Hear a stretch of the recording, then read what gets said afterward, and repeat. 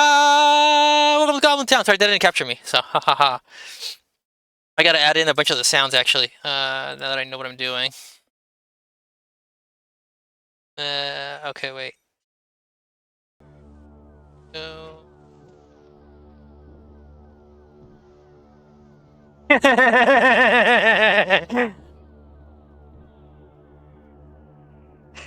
So much for a sneaky entrance. I don't think the stream got that noise effect, but it also, you gotta turn us on too. Yeah, I think everybody's on now. Oh wait, there we go.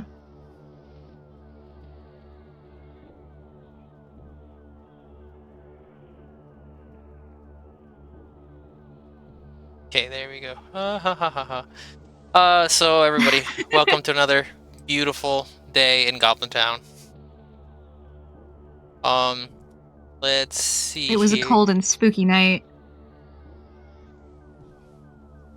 Well, it's not that cool. At least not here anyway. Yeah. Not here either.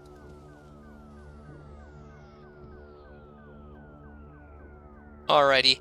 Okay, so this is going to be a spoopy episode. Well, potentially spoopy, since Halloween's just around the corner. Gradal and Svarn could not join us this evening, so they are grayed out. Although you can't tell with Gradal.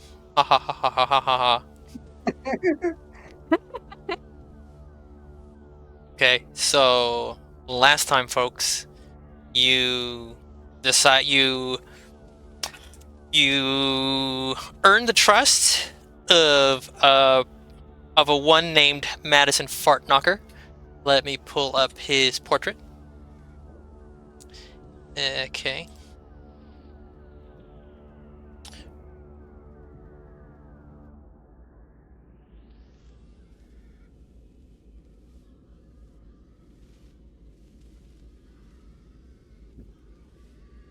So here is his lovely visage. Amazing.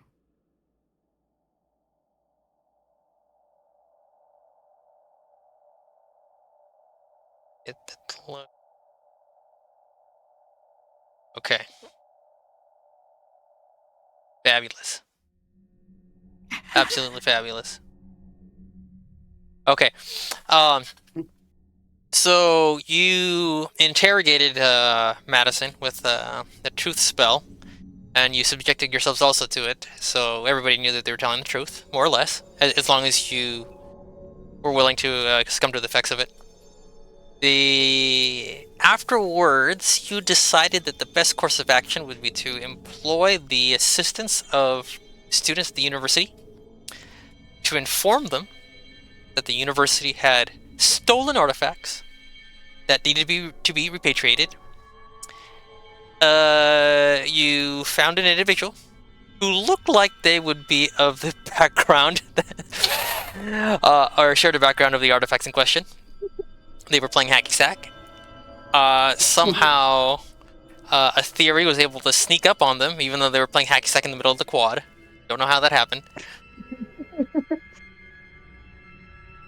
Somehow, it's complete mystery. Nobody understands it, but Dagmar came off as very intimidating, scared the individuals, and then Svarn helped you make an escape by casting a minor illusion spell to make it seem like a dragon was, or the roar of a dragon was emanating from above the campus grounds, and everybody scattered, and there you have it now. So you three now, I guess just for the purposes of this particular session, since it's only the three of you here, we can either have you just scatter and you just kind of lose track of the other ones, or we'll just say that you're making preparations, which I think is the better option.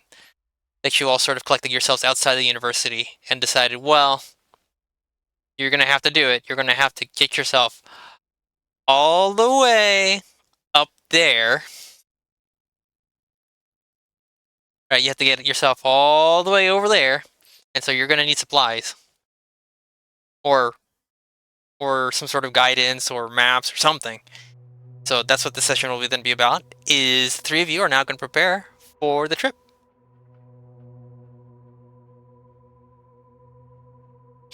Yeah. Yeah, that sounds good to me. Yeah. And the boys are off also making preparations. So we split up in that way. Yeah, well, Yeah. men don't know directions. They never ask for directions, so clearly we can't trust them. You're gonna have to figure this out, since you were clearly the smarter group. Mm-hmm.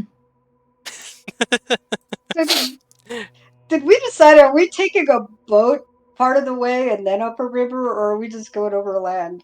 Or did we not decide? I think we're gonna take a boat. Okay. Yeah, I know we wanted wanted our viewers to weigh in on what they wanted us to do. And so far we only got one suggestion by the lovely Will, who made our PNG avatars. But what was that suggestion? Let's see. Why not take a helicopter? Yeah, exactly. Or a plane? Oh, to persuade Madison to steal a boat with the gang and have him sail us all up north. That would prove his worthiness as a party member and his commitment to Dagmar. When this inevitably fails, joining some merchants heading north like the DM suggested sounds like a solid idea. Honestly. That's right. That's yeah. right. That is a pretty solid plan, I'll be real. Helicopter's the first option for me, though. So you're all willing to be mules. Okay, thank you.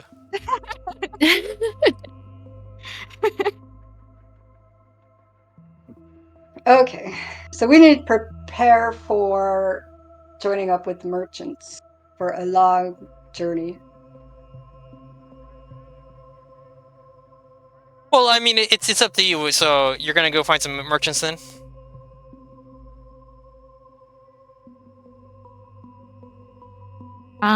Yeah, I think so. Wait, is Madison still with us, or is it just us three? Madison is sort of cleaning up at the end. He still has a business to run, so... Worthless. Absolutely worthless. Okay.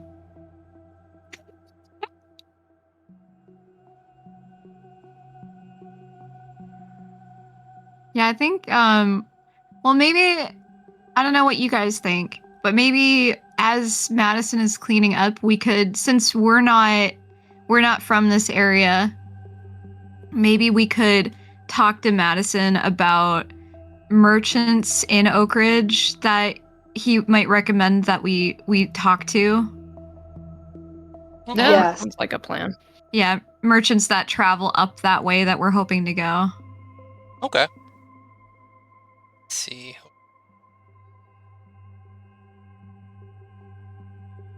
Merchants that might have a lead on a miniature pig.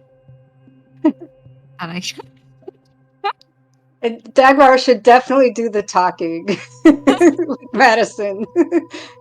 No, I'm gonna be real. I want Daintyfoot. I don't think I'll settle for less than Daintyfoot. Oh, really? Really? Yeah. Yeah, I think that's the one.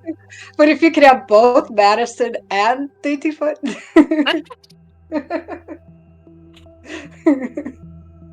Oh my god. Take a magical pony to fly through the sky. Can we do that, DM? Can we roll for that? A magical pony? Are you sure you want that? What happens if you fall off the pony? Do any of you have feather fall? You know what? None of you have feather fall. Oh excellent, excellent. Let's take that pony. We'll take that pony. No. The pony won't drop us. We have faith. Roll for, like, I don't know, equestrian skills or something. And if we fail, then we fall off. Animal handling. Yeah, Dagmar can roll for that. I roll a 1. I can't handle this animal. Oh, you could handle a dinosaur, but not a pony. Yeah, can we get a magical dinosaur to ride through the sky? Yes. Yeah, pterodactyl. Pterodactyl, yeah. not a dinosaur. God damn it. The T-Rex was named Bam Bam, but the pterodactyl is going to be named Pebbles.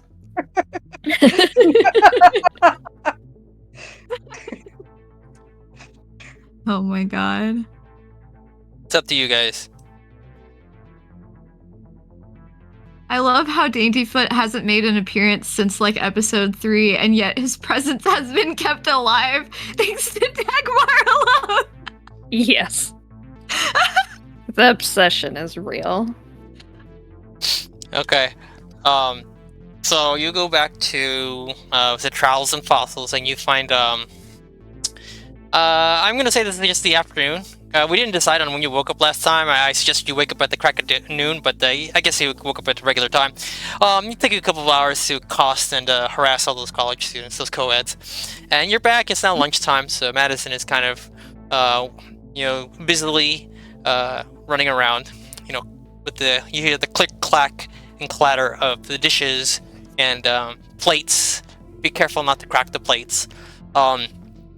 The locals eat munching. You have you have all the local workmen having their shepherd's pie or shepherd's meat or whatever it is that people eat, whatever it is that those kinds of working people eat. Blah.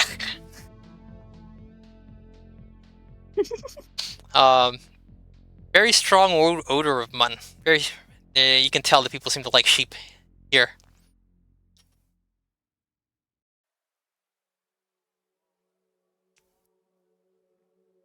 Okay. So when Madison gets a bit of a break, can sit down for a moment, looks up at you and is like, oh, there you are. So how did the university go?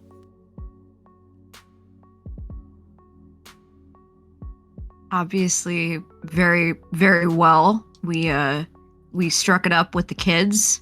We were quite popular, as they say. Oh, that's good to hear. Right, guys? No comment. I just shrug.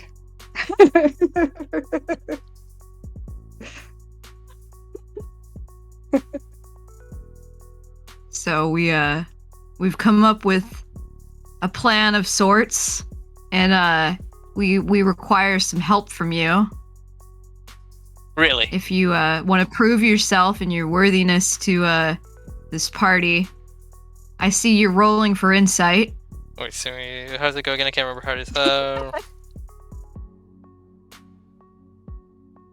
Okay. He has no clue what's going on. He's distracted by Dagmar's presence. He doesn't even know where he is right now.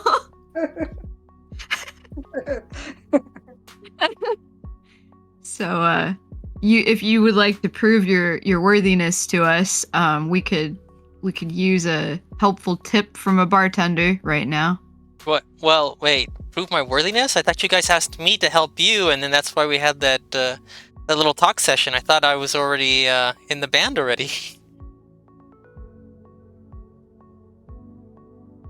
Right. So anyway, we're hoping to meet some merchants that are traveling up northwest, if you will. And we wondered if you knew of any folks we could talk to that are going that way, because that's where we're going to be headed. North? Like due north or Northwest. northwest? Oh, so you're heading to the Pacific? I mean, yeah, northwest. Yes, we're going to the Pacific Northwest. Okay. Okay. Well, actually, there's a merchant that you might want to talk to. I know she does a little bit of business going that direction. Let's see, what was her name again? What was her name? It'll come to me. It'll come to me once we get to her house and I can read the sign. Okay. You're coming with us? Oh, well, yeah. I mean, just give me a moment to sort of, well, I guess I'm just gonna have to close up shop here, and I'll see you in a moment. So you can see him like sort of get up, kind of rub his back a little from all the hard work. You see him go from table to table to table, telling people that the kitchen's going to be closed and they're going to have to close up. And then he goes to the back, and you can hear him sort of talking softly with the cooks or whatever's back there. That they're gonna. You hear something of his direction saying that he's going to be gone. And that they could still run the inn without him. But that if they just want to sort of like do very minimal business, just serving breakfast or something like that, then that's fine. So he's setting all the arrangements. He comes back out, kind of rubbing his hands on his pants and stuff like that. You can tell that a lot of his clothes is grease stained. He smells like mutton. He smells like sardines. He smells like spilled beer. He smells wonderful. And it's like, okay, we're all ready to go.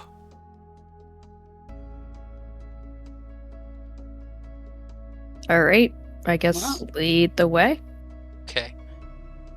Dagmar has just emerged from the bathroom after powdering her nose. Oh, okay.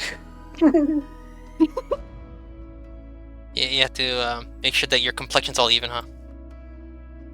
Yeah. Powdering her nose with a blood, of course, but, Okay, so let me see here.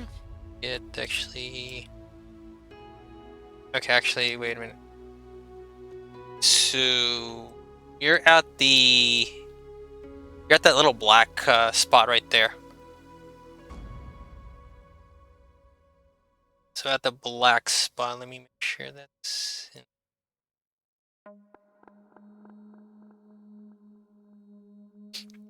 So what he does is he leads you down a bit of the city.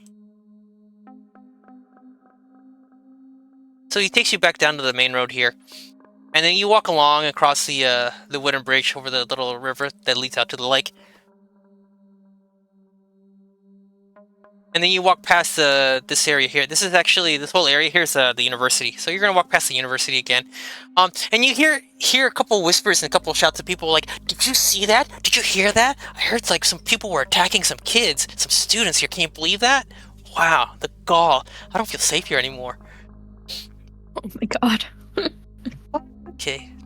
And of course, the campus administration now we will release a statement. Students, we will do our best to ensure the safety of everyone here at the campus. And you slowly leave that ruckus behind. And as you move here, you notice that along the river, there's a lot of warehouses and businesses. And you can hear a bit of the creaking of ships and creaking of ships and sails, and they're all sort of positioned out here. Near the mouth of the river.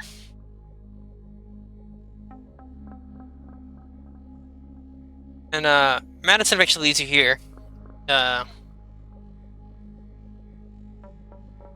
Into some buildings. You can tell they're all kind of old and worn.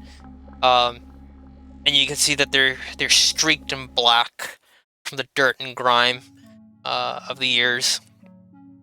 And eventually there's a little bit of a building here. And it looks like the ground floor is an office of some kind, like a company office, with a bit of a warehouse in the side. But then above, on the third floor, it seems to be a residential area, or some sort of residential floor on top. You can see it from some of the house plants and herbs hanging from the windows and drying. Okay. So the whole building is surrounded by a kind of a high wall. The high wall comes up about 6 feet 2 meters. Okay, so it's if you try, you could like peek over it, but otherwise, a lot of the ground floor is kind of hidden from the street. And there's a sign on the wall, on the stone wall, and the sign says Oppressus Trading.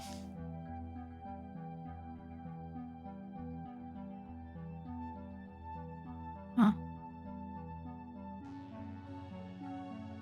Okay. So, are these... Oh, thank you for my notes.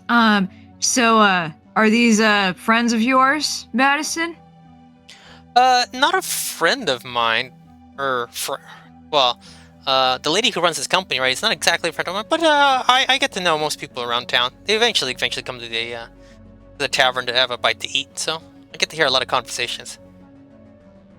And What do they Oh, sorry. Yes, go ahead. Oh, Madison, what do they specialize in? What do they trade?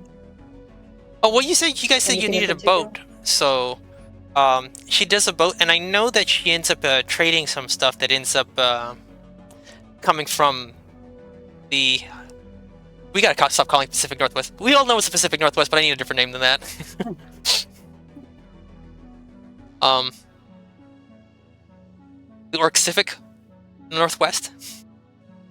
Oh my god. Maybe. Well, okay. Well, here we go. Let's do this. We can respect the let's respect the naming of the indigenous population over there. So you're the Orcish person that comes from that area. Is what your people call it. Oh, don't. Oh no! Don't put me on the spot. Like, give me until next episode to come up with something cool and clever. Okay. So until then, it's the Orcific Northwest. Actual name pending. So you can see a couple people sort of walking in and out of the area. Some of them seem to be workers that are hauling stuff on their backs or in carts. Just a few things. And you hear a little bit of the click clack of like abacuses or something in the inside of filing of papers. And he said that yeah, this is probably a good person for you. This person probably has an idea of where idea of how to get up there.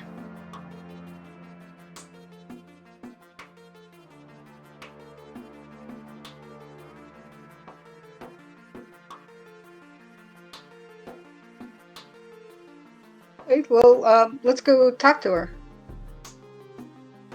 Hey. What do you think? Go ask her if she knows if anyone's going that way. Yep, sounds like a plan. Okay. So, as you sort of walk past the gate of the walls, Madison holds up his hand, or reaches up his hand and grabs a little rope that's hanging from a bell and rings the bell a little bit, and then continues to walk inside. And you see a person. Okay, let's see. You see a person appear in the doorway.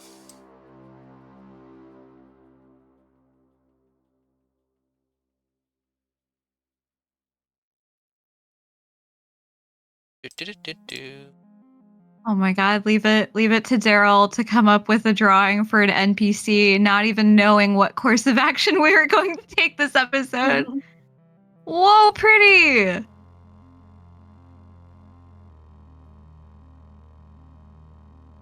Is she an elf? Yeah, she is.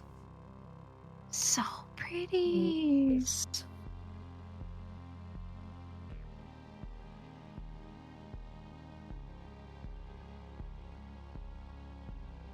Yeah, she better be pretty. Well, I say hello in Elfish.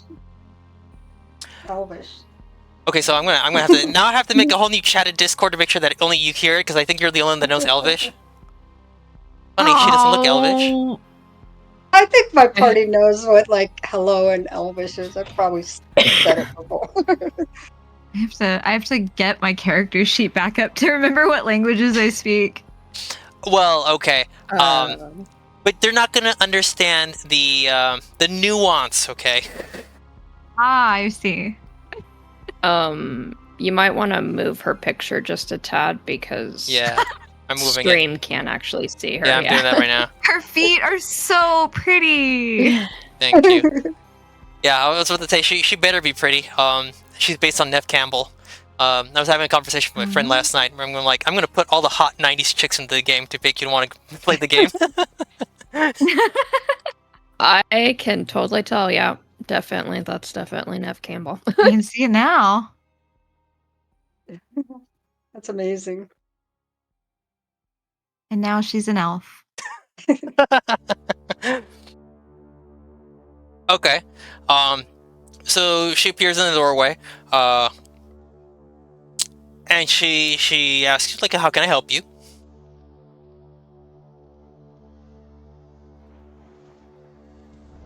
Well, one of you guys better do the talking, because y'all know I'm not all that great at the talking. Well, geez. I've switched to common just because I'm with the group, and then I say, well, Madison here, we asked him if we're looking for a passage to the northwest, and he suggested we come talk to you. You might be able to help us. I like how you're looking for the Northwest Passage. Oh my God. Oh no. This just keeps getting worse. Oh. Damn it. We've been duped. And we're trading. And we're trading human remains. Oh God. We're not repatriating. Uh, We better not go that direction. Oh God. It's the Orcish Northwest. Orc Oh. Pacific. Orc Pacific. I don't know. uh, So yes, can you help us? Oh, I should actually uh let's introduce ourselves. My name's Theory. You know Madison. I'm This is Dagmar. And I'm Genera. when you say when you know Madison, he kind of looks at him for a second, squints a little bit, and then he goes, um, uh, the tavern that serves oatmeal and sardines. And then she kind of like, oh, right. So she kind of like, oh, okay, I know. That one. Okay. Um, so she, so she's like, it's a pleasure to meet your acquaintance. A theory, Genera, Dagmar, Madison. Okay. And what was that you're going? What was that again that you were looking for?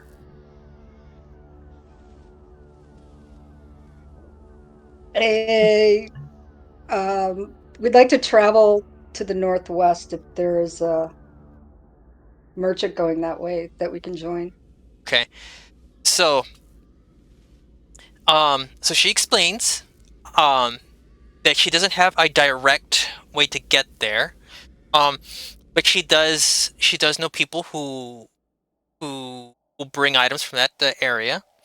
Um, and she does offer she does offer um a place on a boat that's heading in that general direction, or at least that will take you pretty quite a bit of the way.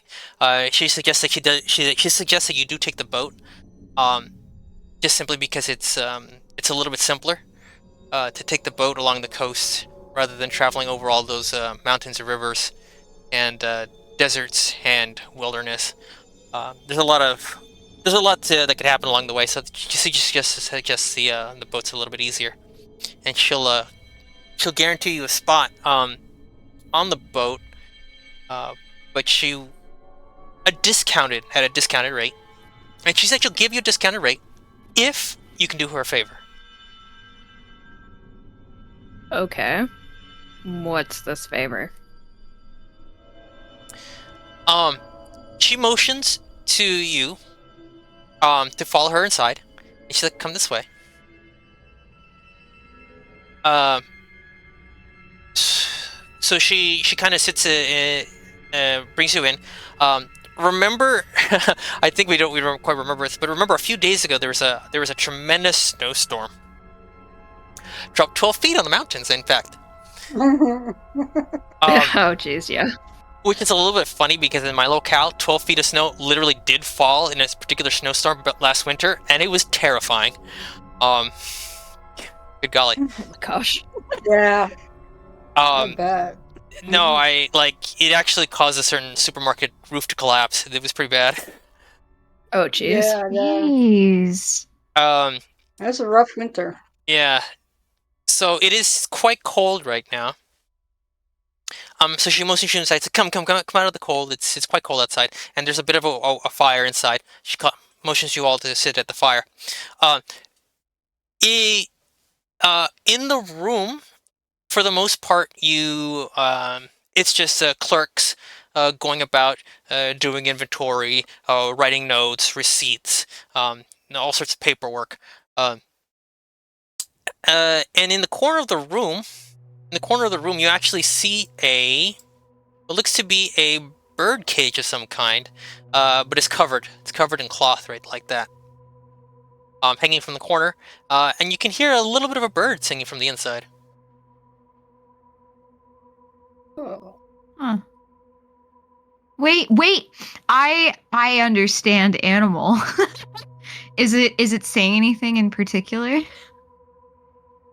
Or is it just making noise? Okay. Let's see. Let's message you in Discord. See, guys, I knew this was going to be useful. I mean, I I think it's funny that every time you try to do this, it usually ends up that the animal just ends up insulting you or something. Guys, I'm listening to this animal right now, and it is singing. It is going la la la. There might be more. Let's see. The sun dawns and its warm rays on my shoulders. Sunshine on my shoulders makes me happy. Dagmar wants to quit this game.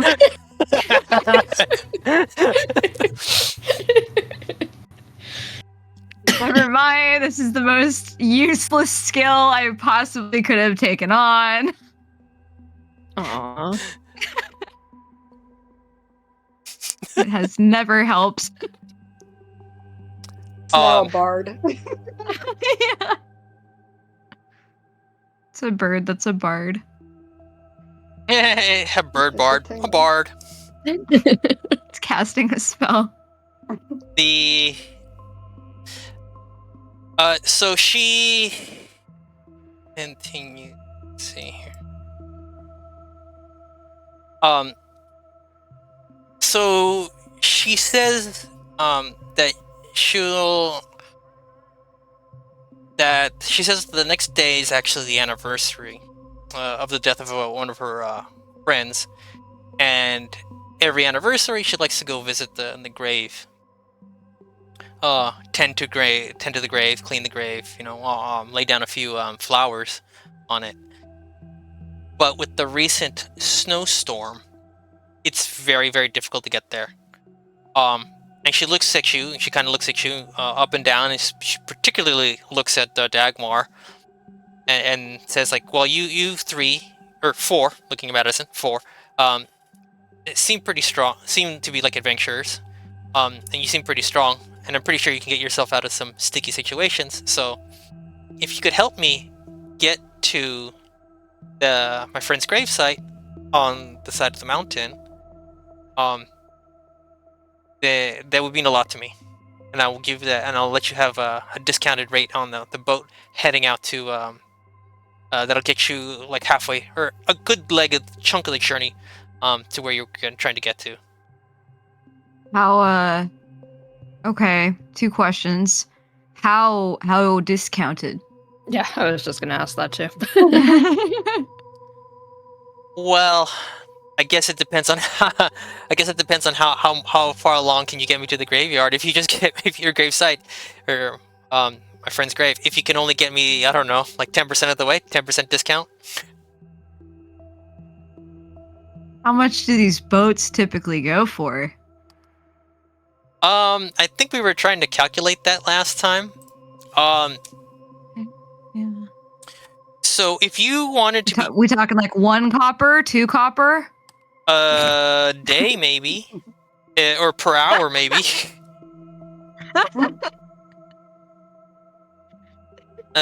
So let me see here. I am going to assume. Let's see. Lifestyle expenses. You have wretched, squalid, poor, modest. I'm gonna say poor. Simply because I'm gonna say poor. Your conditions would be squalid on the ship, but I'm gonna charge you poor rating because it's on a ship. You have to, like, it has to hold itself together to get you there, and the spaces are cramped, so they gotta charge you more. So that would be 2 silver a day. 2 silver a day, and you're talking like let me see. How far did I want to go? Let's look at the world map again. I like this world map. Is that 2 silver for the boat or per person? Per person That's per a good day. question. Okay, because we have 2 other friends that will be taking the boat with us. So could we get an additional group discount? Yeah. We have a Exactly. Groupon. Yeah, can we Yeah. have a Groupon, please? She throws her head back and gives a little bit of a chuckle, and she's like, all right. I like negotiating. That's why I'm in this business. Okay.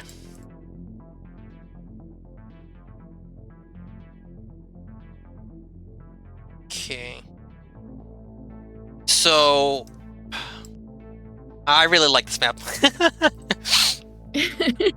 Mhm. I was there when he made it. Okay. I was there for part of that. So you have to travel all along this way. I mean, she pulls out the map if you like. She pulls, or she doesn't pull out a map. She like waves to a map that's actually displayed on the wall. It's a very large map. And so she sort of motions with her finger, and explains the route that it would take here along the coast, and then it would eventually end here at this particular river, and that journey would be a lot, even though by physical distance it'd be a lot shorter than this distance here. The fact that you wouldn't have to go over any mountains or over any deserts or through any woods or anything like that, you wouldn't have to deal with any sort of bandits or any tick monsters of the like. That's why she recommends it. Yeah, we've had a run-in with tick monsters, and I definitely would like to avoid that. Yeah. Mhm.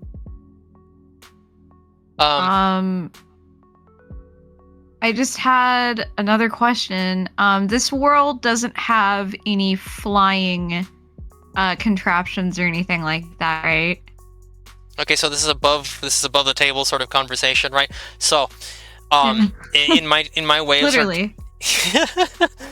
in my way of sort of designing this world, I am thinking much more along the lines of Game of Thrones. There are magic. There is magic. There is like magical creatures, but it's not sort of in the way that I think a lot of fantasy games or fantasy stories, which is basically to do the modern world with all of the modern conveniences, but having some sort of Yeah. magical contraption in order to take the place of it, like that. So, and this is partially because, remember, guys, we're supposed to inform this with a lot of like history and archaeology and Yeah. religious comparative religion or whatever. Folklore. So, yeah. you kind of can't put that in there. Yeah. Okay. Well then, guys, do we want to do this? We can't afford it. Or should we go and try to find some kind of like dragon airport? Unless you're suddenly Khaleesi, I think this is probably our best option. We probably should just... She said she was willing to negotiate, so I think we may be able to get her to negotiate down a bit more. And, like, depending on... If we can get her all the way to her friend's grave, like... I know you already said, like, if we only got you 10% of the way, that'd be like 10% of a discount. But, like, if we get you all the way there, That's true. Okay, how so much are you willing to knock down? okay, all the way there, all the way back. If all the way there, all the way back, and everything goes fine, okay, barring any sort of extenuating circumstances, I'll knock off at least 50%. Okay, so then that would be one silver a day per person? Yeah, 1 silver a day. And I assume she motions is about, I would say, like, that's at least a month. I think that's at least a month. I think, yeah, that's at least a month of sort of travel.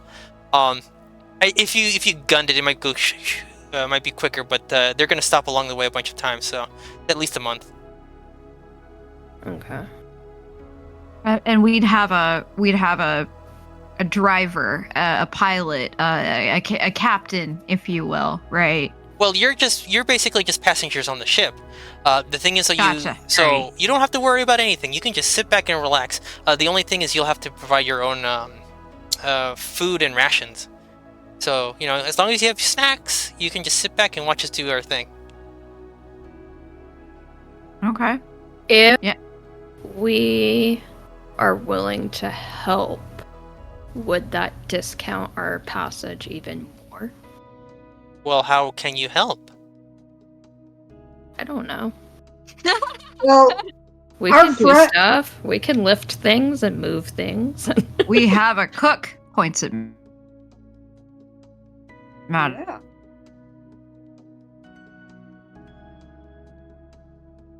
I'm I having didn't see difficulty. that one coming, did you? Oh. But Dagmar, can you say that again? I'm losing the connection here.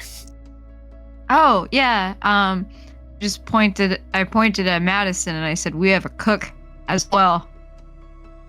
Madison bows. Oh, you're too kind. Volunteers as tribute. Okay. That should help.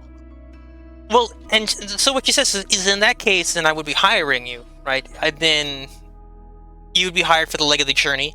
Then you wouldn't be paying me for that. You would be paid in return, right?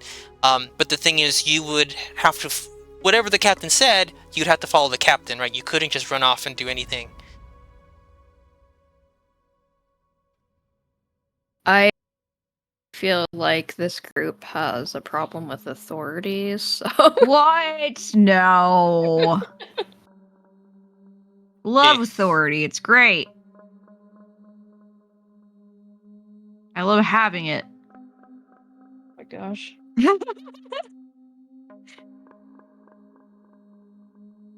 Well, okay, how about this? So let's go ahead and help you. Oh, she's rolling insight. Well, actually, Daenerys, should we be rolling insight or perception on her and what she's asking of us, do you think? Well, you probably should be Daenerys? rolling persuasion, okay? Persuasion. yeah. Do you even know the meaning of authority? Yeah, for Dagmar, it's her two fists. That's her Yeah. authority. Yeah. It's these guns. Exactly. This fist is called a Thor, and this fist is called Itty. Or Respect it. Yeah.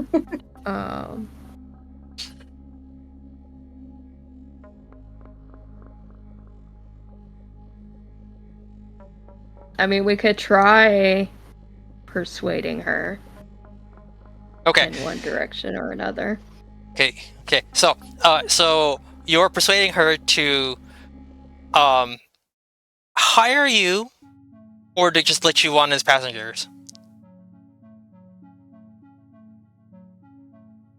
I'm gonna say let us on as passengers because I feel like if we sign up to actually work, that things are gonna go horribly wrong, but that might be more entertaining. I don't know. So I would love to see the captain just like kick you off the ship in the middle of the water, just like make you walk the plank. walk the plank. Oh. If we run out of money, we're gonna have to get out and walk anyway. So You're gonna have to get out and push the Yeah. boat. be passengers. I don't know. I love how because Zavarin and Groudal aren't here, they're going to be forced with whatever we decide today. Yep. Oh, Capricious, we also have a bard that could entertain everyone. Yeah. Will that get us a discount? Okay. All right. Here we go. So Yeah. okay. Yeah. So a theory. Roll persuasion. Roll persuasion. Oh, I am not proficient. Okay. Oh, hey! My lucky day. Okay, so we're gonna basically do I,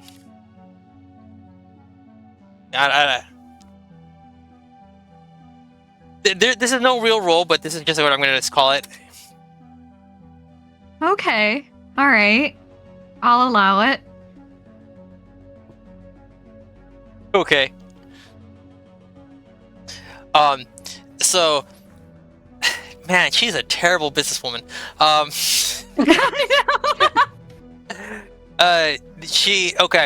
She's like, okay, yeah, I can see how a couple sea shanties can help the time pass by a little bit. How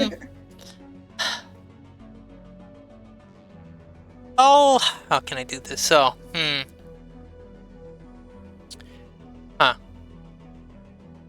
because I kind of want, I'll give you the discount, but I kind of want the discount to be applied at the end of the journey to make sure that you actually do it. But you guys seem like a nice lot. I'll knock another like 10% off the or I'll knock another like 5% off the top of the total. So you guys are starting with it's a month journey, so each person is 30 silver, and it's 6 people. So 30 times 6 is 180, and knocking 5% off, you'll get a discount of 9 silver. Have to pay only 171 silver. 171 silver is 17.1 gold. I think you might be able to afford that right now, but you basically have no money left. Why we've got tons of money. I just checked. Ah, okay. Yeah, you do have a lot of money. Okay. But we're loaded. That 17 gold though is basically gonna. Wait, who's gonna pay for the 17 gold though? Savarin.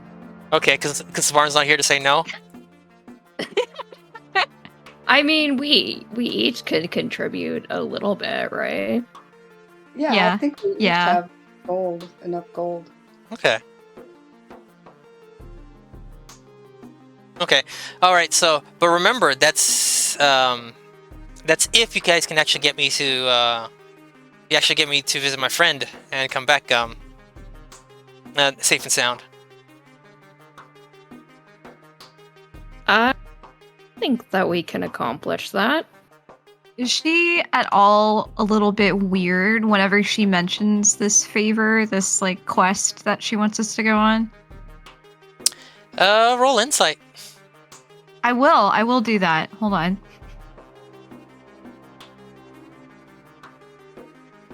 I incited nice. it. Mm-hmm. You see here. So Type.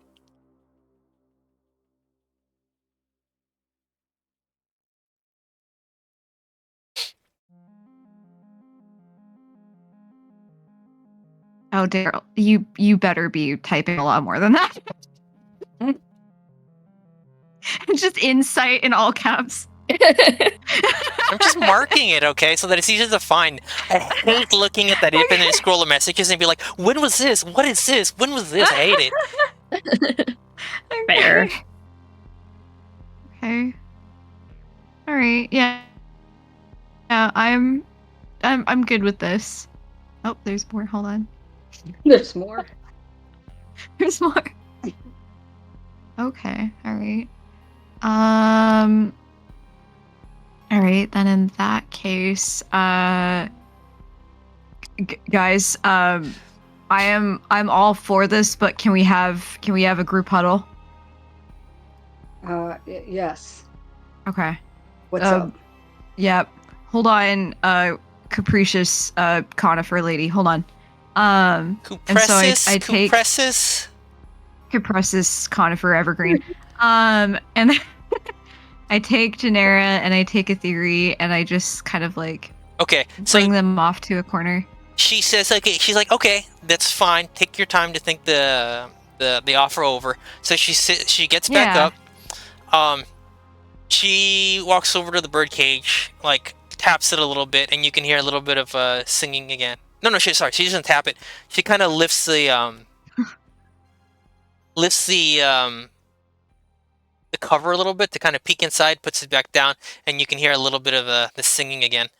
And then she walks off to help with whatever the paperwork that they're doing and arranging the next whatever it is that she's doing. All right. So guys, she seems very, very excited to go and see her friend, in the grave and all. But she seems a little bit nervous, and I don't know what's up with that bird. Like, normally, I'd be able to hear animals talking and stuff, but that little shit is just frantically singing some weird song, and that's it. I mean, it's a bird. That's what birds do. They sing. But, right, it's a weird song. Yeah, well, birds are weird. They are. I hate them. I hate them so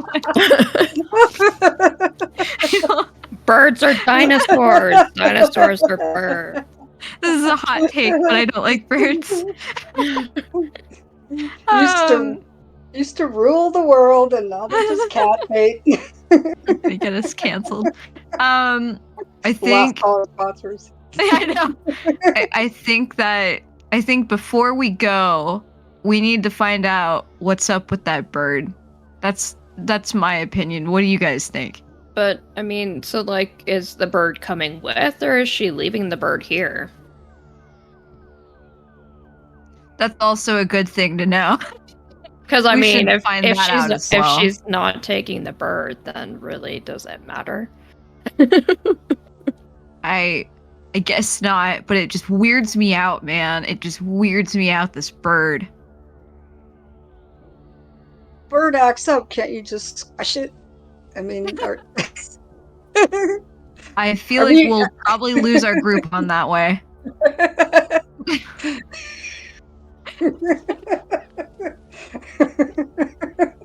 It's an unspoken thing, but I'm pretty sure that's how we lose our group on.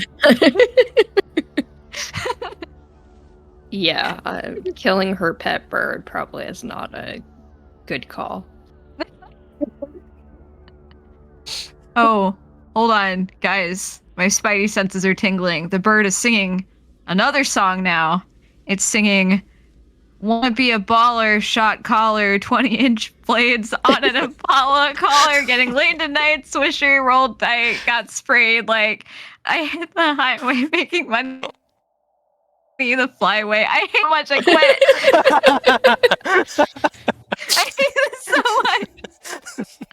I give up my understanding of animals. You didn't have to actually read that on stream.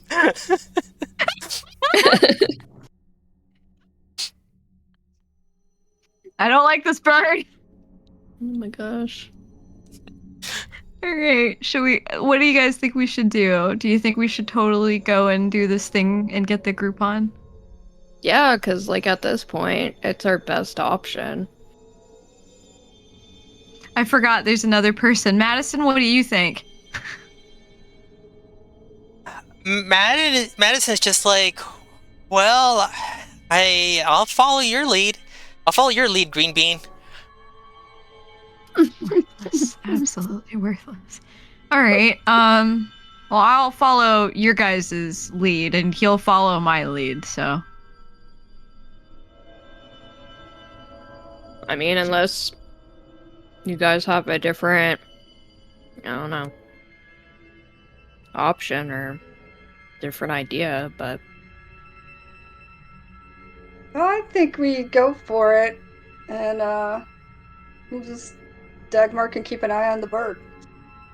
Yeah. I mean, right. if she's bringing the bird with her. We still don't know if the bird's coming with, because it's also cold outside, and yeah. Yeah. Okay. Might as well ask if she's going to be taking it along and just say that we want to keep an eye on how much,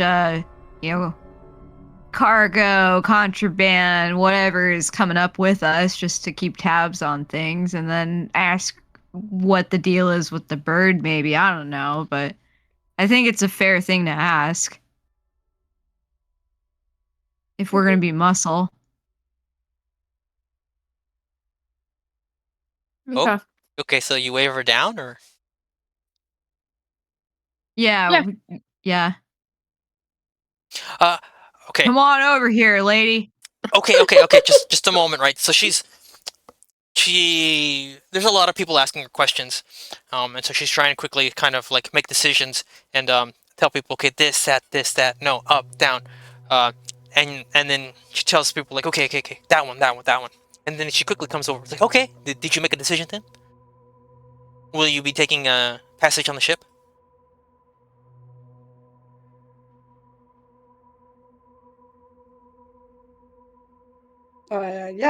Yes, we will. We will take you on your quest for passage on the ship. Oh, Is the bird fantastic. coming with us? Is your bird coming with us? Right to it. Right to it. Um, There's wait. she looks a Yeah. little surprised, like the bird. Oh, I guess you're right. That is a good idea. Yeah, that's probably a good idea. Yeah, let's bring the bird. Oh, Oh She god jeez. kind of she kind of damn. she kind of mumbles to herself a little. Like okay, all right then. Um, so we'll leave tomorrow morning, bright and early. Um, because it's gonna take us a while to walk up there. Normally it doesn't take me that long to walk by myself. But with all the snow and things like that, it's gonna take a lot longer.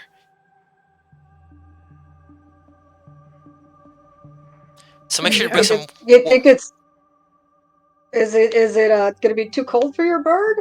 Do you think the bird should stay? You know,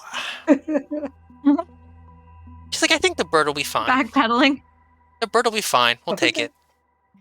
I don't know about that. It's the area we're going is pretty dangerous. It might not be wise to bring a small feathered creature. And plus, I mean, the singing it's doing is it's gonna attract all of the worst things out there: tick monsters and dinosaurs. And it's just not a good idea. She kind of like she gives you a little bit of a side eye, like raises her eyebrow, and she's like, "That's why you're coming along." Bop bop.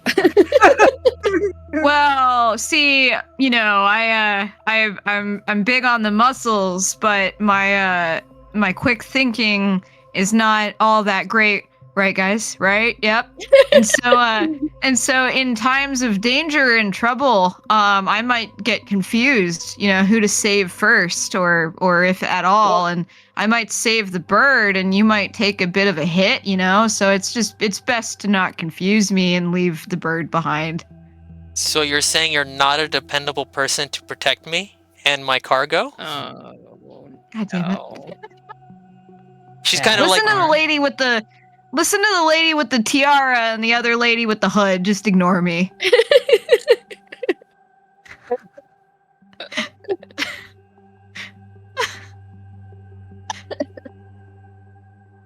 um, Um. so this is where Madison sort of steps in. And it's just like you did really well, Green Bean. You did really well, Green Bean. We all love you, and like squeezes your bicep a little bit. Um, You gotta squeeze the other one. That's my smaller arm. he he reassures Kupressus that everything will be fine. Madison has a lot of experience adventuring, and that he's fought off a lot of things before. He's fought off he's fought off skeletons, zombies, fairies, um, trying to think of what's another nice monster. You know, giant spiders, yeah, a lot of things. And that'll be fine. And he doesn't expect a lot of danger coming going up the mountain at all. It'll just take a little while. And he kind of jokes that, haha, that he'll have to dust off some shovels in the back of the corner of the trowels and fossils to help dig them way, dig their way out to the grave.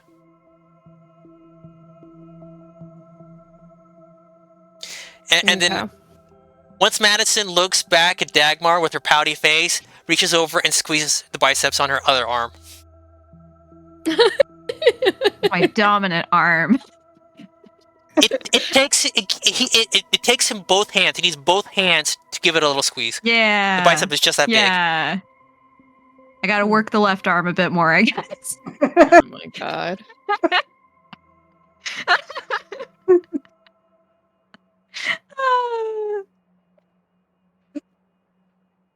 Okay. Um.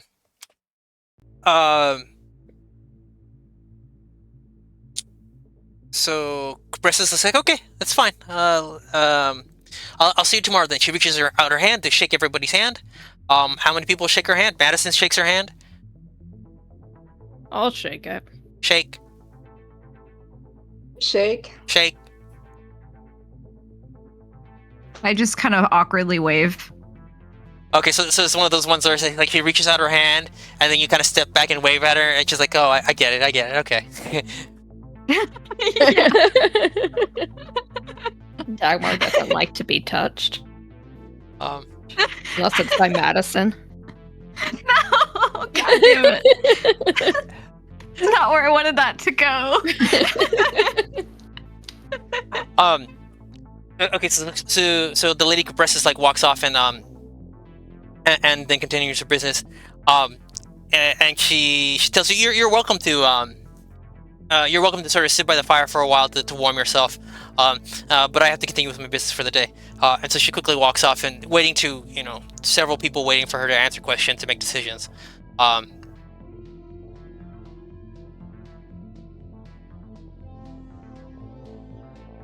So what are you guys gonna do? You gonna sit there, or are you gonna leave, or? I mean, I guess we should make sure we're prepared for our little excursion tomorrow. Do we do we tell what do we Zavarn and Gradal, do you think they'll be okay with us leaving them on their own for a little bit? Should we leave them a note or something? I mean, yeah, we could leave them a note. They'll be fine. They're grown-ass adults. Turns out they're on a quest to find Gradal like some kind of special hair dye. Yeah, right?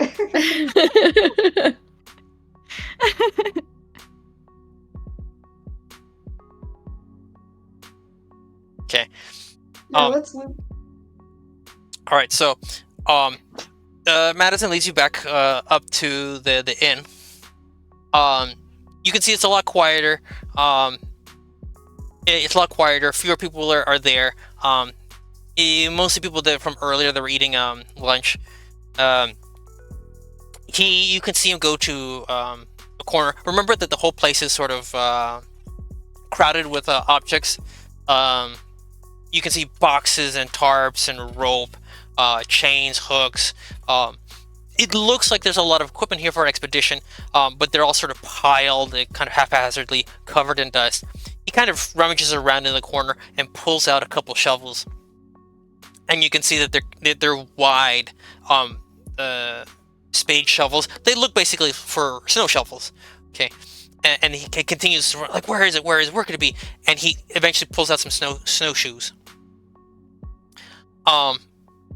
He kind of looks through it, and he's only able to find 3 pairs of snowshoes. And he's kind of like, kind of looking around at the 3 of you and thinking like, well, only 3 of these. Maybe one of you can carry me on your back. And he winks at Dagmar. Well, actually, I'm already wearing snow boots, so you 3 can use them, and I'm already good to go. Okay, wait. Gestures at my boots. Wait, boots or shoes? Same diff. No, there is a difference. Because I'm imagining like snowshoes, like the kind of like tennis racket ones, right? So then you like walk on top of the snow and don't sink into it. Whereas snow boots are just boots that keep your feet warm. Can we get a DM confirmation on that? Yeah, that's what I meant. Great.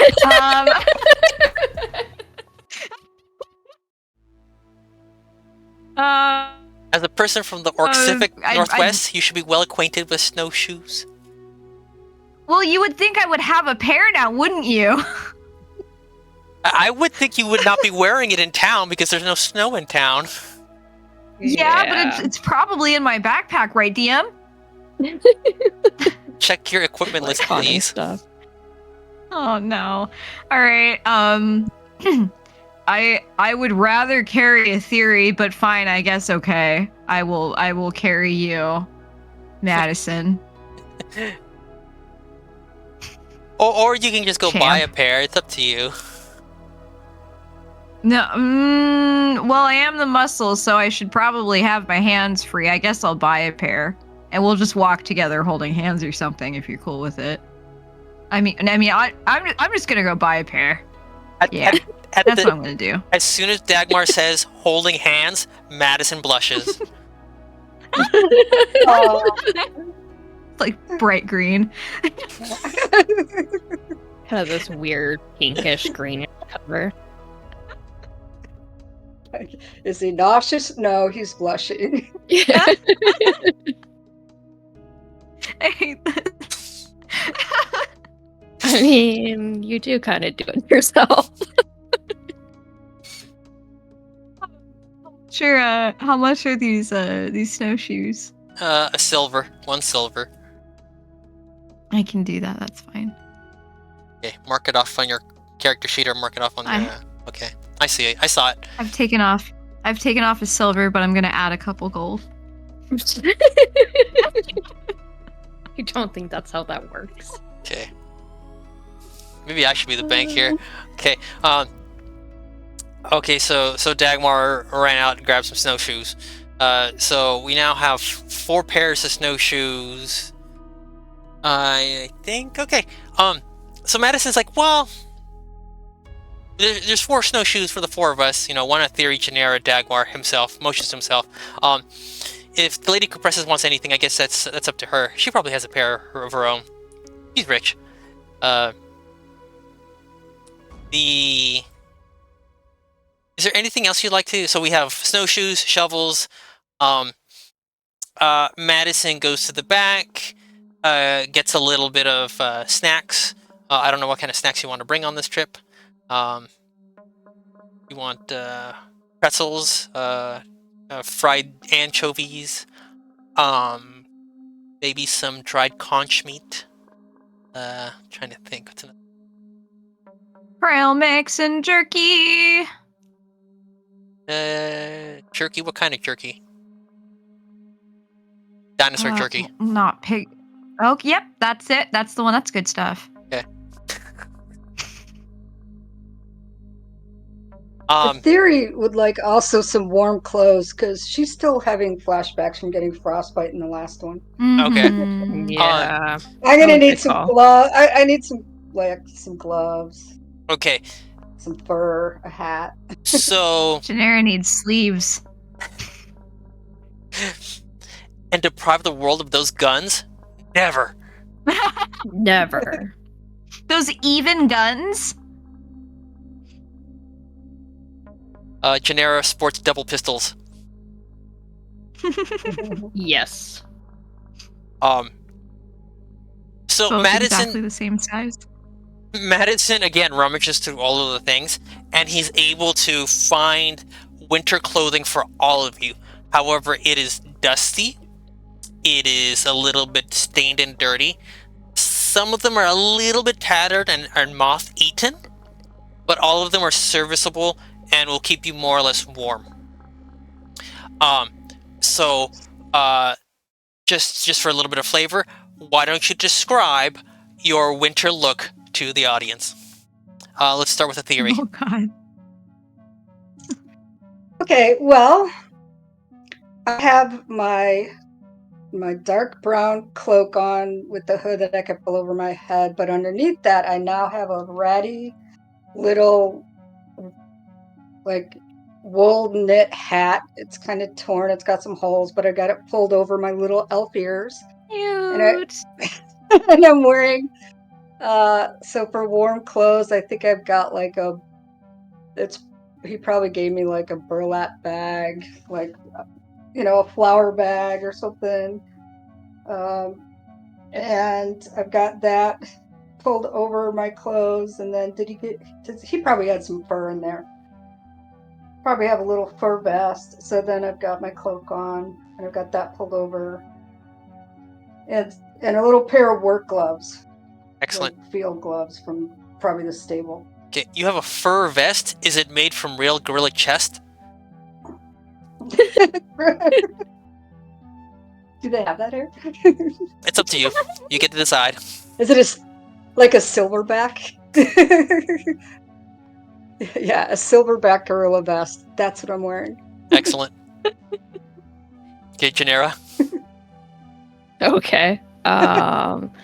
So obviously I need a hat because I'm bald. So I don't want my head to freeze. Why do I laugh so hard? I don't know. 'Cause I don't know. Curse is funny. But you're still assuming that my curse has to do with me being bald. Anyway, so I'm gonna have like kind of like a pioneer like coon hat, like a raccoon cap type thing. It's very, very dusty. It's a little like the fur's a little matted and looks like maybe somebody spilled something on it. So there's like the tail's a little like sticky, and then I'm gonna have like kind of like a jacket or like a cloak that I can like cover my torso and my arms with. That's gonna be made out of like boar skin, maybe. Again, dusty. It's got some like tatters and like the sleeves, and the bottom of it is kind of like torn up a little bit. And it has pockets, so I can stick my hands in the pockets. And I stick my hands in the pockets, and Yes. I pull out some bugs, and I am just like, ew. They're dead, they're crunchy, they feel like they've been in here for a really long time. And I just kind of like dust the crumbled up, like mummified bugs off my hands. Excellent.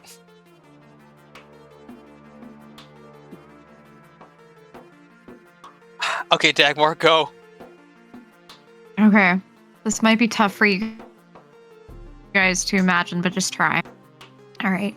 So she's wearing a cape-like thing made of a dead bear, a brown bear. She's got this this purpley brown vest on with like studs on it, and it's lined with fur, like a light gray fur, throughout the inside. So it's a very warm vest. And then on the inside of that, she's got like a little, like a inside shirt, like an inner shirt made of cotton. It's got these cute little V's where her biceps are that are evenly matched. And then she's got like fur armband thingies. And then she's wearing like. Are you literally just describing what you're wearing? We can just You're look at just describing what you're wearing. Yeah, like we're describing like the extra clothing that we're getting from Madison. We already know what you look like normally. Oh, yeah, that's what I look like. Unless you're implying that you didn't put on any extra clothing. I maybe put on a beanie. That's it. Because her clothes are already very well suited for the winter, like very harsh winters. So she's pretty decked out for that already. Okay. Your beanie. Yeah. Just out of curiosity, what color is your beanie? I'm gonna say a brown. Like a sienna, a burnt sienna. Yeah. Sure. Yeah. Yeah. Okay. Okay. So as you're sort of dressing up, and kind of preparing for the following day, you notice that the wind is beginning to pick up, and you can hear it kind of shake the windows and shutters a little, and you can hear some kind of distant rumbling. Okay. Is there anything else you'd like to prepare? Otherwise, you would just fall asleep, wake up the next morning, and head to the trading office.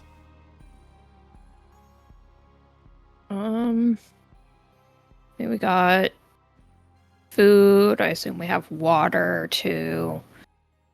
We got gear, clothing, shovels, Matches. matches. Yeah. I think we're good, unless you guys can think of anything else that we might need.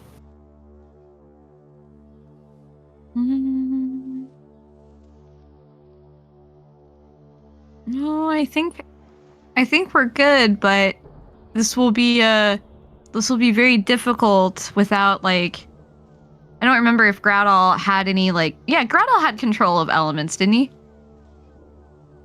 We're assuming Gradle's not here right now, and no, he doesn't. Yeah.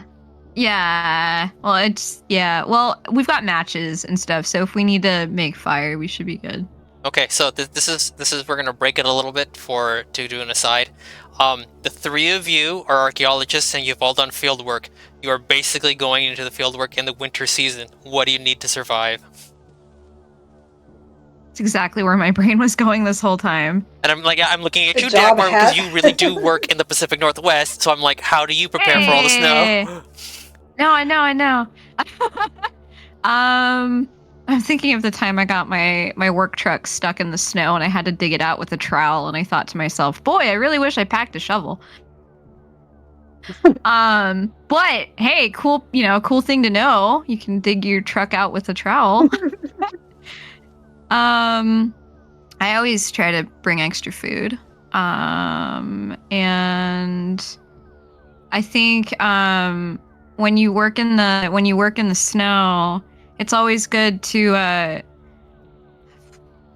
people like to like make fires and stuff like heating breaks where you light a fire, you make a bonfire, and then I've known of teams that have like a pot with them, and so they'll heat up some water and then they'll all make like a stew out there for lunch together. And then they'll drink the stew or eat the stew and then sit around the fire, and that helps for like heating up during lunches. Warm clothes, snow boots, snow shovel, gloves are important.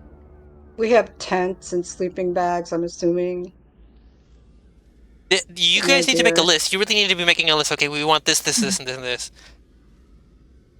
Oh God! And like the closer you get, like the more out of summer you get, like you have to bring more blankets pretty much with like every other month up here. You just need to continue adding blankets to your like sleeping cot setup.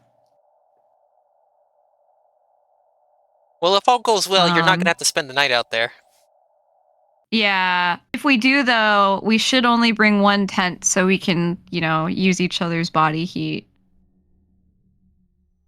So Madison blushes again. Prepared. Oh my God.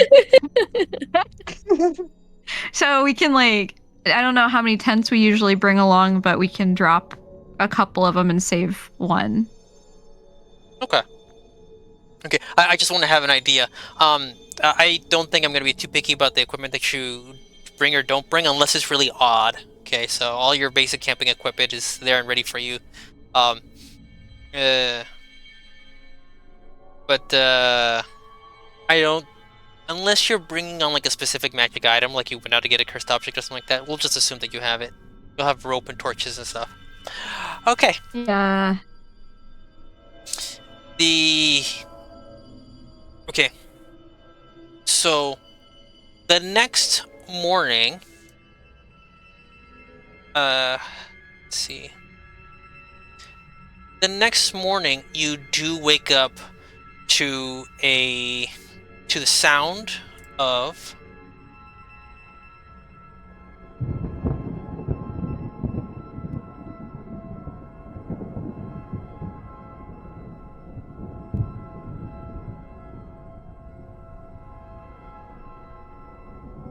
you hear the sound of thunder. The It's not raining, but you notice that there's dark clouds in the sky, and it is a bit windy. And so you kind of trudge down to the trading office. There at the trading office, Lady Capressa is there waiting for you, and she actually has a basket. Um, a basket covered in a handkerchief and a slight cloth, and she opens up to reveal in several donuts, still piping hot and ready for you. And she hands one to each of you, and I she's like, trust her okay. completely. And she's like, okay, are we all ready to go? Yeah. Fantastic, amazing. Okay, um, so she's like, okay, just excuse me for a moment. She kind of like wraps herself in her cloak, or a little bit, kind of like more of a blanket, kind of a little bit tighter around her to kind of keep out the cold. And she goes back inside, and she returns back out with the bird cage still covered. And she and you see, so she's also hanging off her shoulder. On the other end is a bag, presumably with food or something inside, whatever sort of picnicking supplies she needs to get through the day. Um, uh, she looks at Theory Genera Dagmar, and she says, like, she assumes that you're not from here. Um, so she looks over then to Madison, since she tells Madison, um, we're going to the Copper Woods. And then, like, Madison kind of like nods his head. It's like, okay, he knows where that is. Okay. Well, hold on. So, since we're not familiar with the Oak Ridge, and surrounding area all too much, and since we don't know, I'm assuming, Daryl, we don't know anything about the Copper Woods, right? We hadn't heard anything. It doesn't. You haven't heard of anything in particular. No one has said anything Okay. sort of like. Okay. Actually, So could we? go for it. Yeah. Oh, yeah. I was gonna ask, like, can we ask Madison to tell us anything he knows about the Copper Woods, or I wouldn't know anything as a beast hunter. I wouldn't have heard of. Oh dear God. Oh, I remember that little drawing.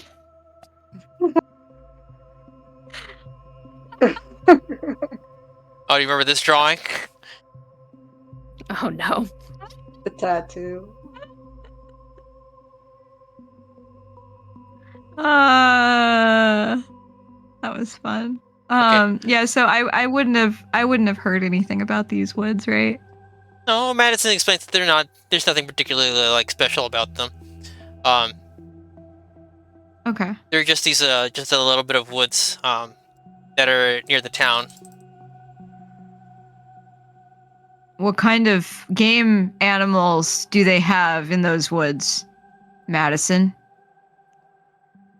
Well, he explains that they have plenty of boar and squirrel and chipmunks, and deer. But a lot of that's gonna be kind of hard to find right now because there's a lot of snow out there. All right. Well, all right then. Should be easy peasy. Okay, so you're all starting about here.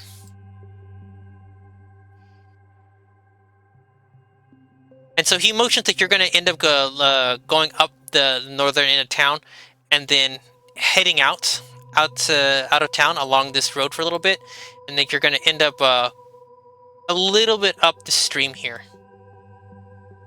Right there. So that's the general direction that you're going to be heading.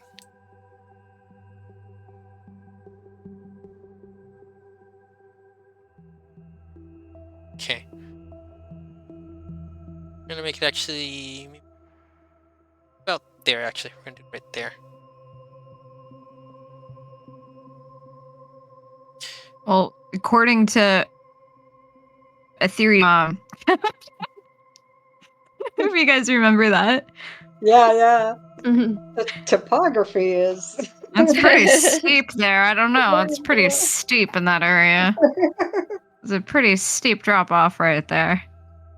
Well, Lady Compress is says yeah. I mean that's why it's a little bit hard to get to right now because of all the snow. But that's why you're here, and I see you come very well prepared, looking at the shovels on your backs. So you kind of trudge through the streets. Again, you hear the clucking and the purring and the barking of dinosaurs. As you roll past the meat markets. And then, of course, you hear lectures wafting out the windows of the university windows. Here's something about Clovis. What? And you can hear and you continue to hear slight rumblings in the distance.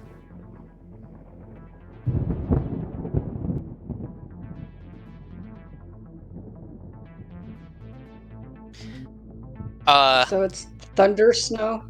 Yep. That's a pretty metal name, Yeah. Thunder Snow. Yeah, I know, right? Uh, All right. Well, you good to travel like this, lady, cup lady? She's like, yeah, I'm fine. It's perfectly fine. I don't usually do the travel anymore, but when I was a younger merchant, I had to do all the traveling myself to do some of the trades, so that's fine. All right, lead on. So she motions to Madison, and Madison continues to lead on. So you start to take the road leaving out the main road leading out of town, and you can see that the snow is piled pretty high on either side. It didn't quite reach the 12 feet that it was where you were when it first came down. And a few days has allowed it to melt a little. So now it's more at like between 4 and 6 feet. So a lot of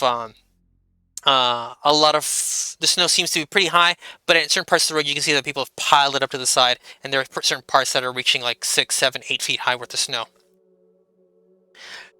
And a bit of the road, most of it is partially paved with stones and gravel, but there are bits and parts that are rather muddy because it's just dirt, and you can see that the ruts have kind of dug into the ground there.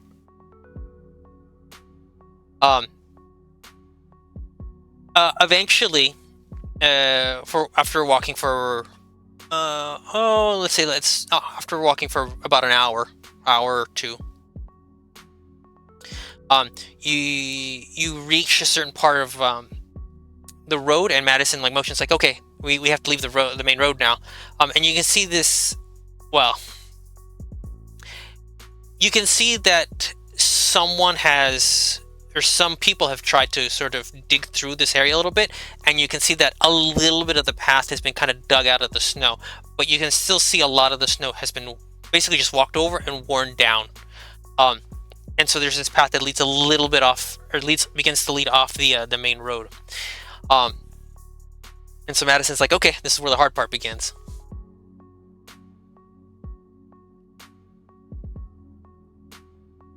So that means you are about here now. Okay. And you can see that at certain parts of it, the snow are actually kind of worn away because of the stream. The stream coming down from above the mountains has washed it away, but there's still quite a bit of snow for you to walk over. How come Madison knew exactly where to go? Or is this just the entrance to the Copperwoods? Yeah, this is just the entrance. It's the entrance. Got it. Okay. All right. I'm on the same page now. Okay. And you hear a little bit of a tweet from the bird.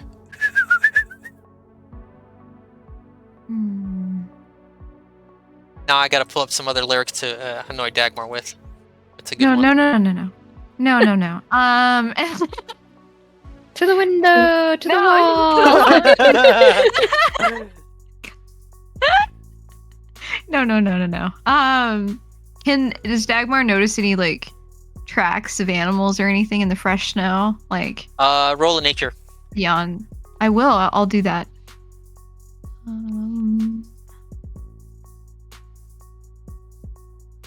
8. Is there nature to be seen? There's lots of nature to be seen. Awesome. Most of the tracks that you notice are most of the tracks that you notice are people tracks. Our own. Yeah. Yeah, so there are people tracks and like what look to be dog tracks, and a few dinosaur tracks. So but you know the Protoceratops tracks. So Okay.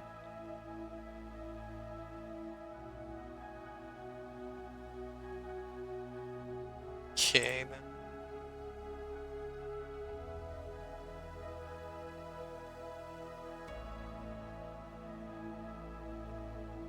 Nope, I'm not reading that on stream. Okay. That's Taylor Swift. Come on. Are you saying you don't like Swift? Get out of here. Yeah. Are you you know not that. a Swiftie? What? You guys all know that.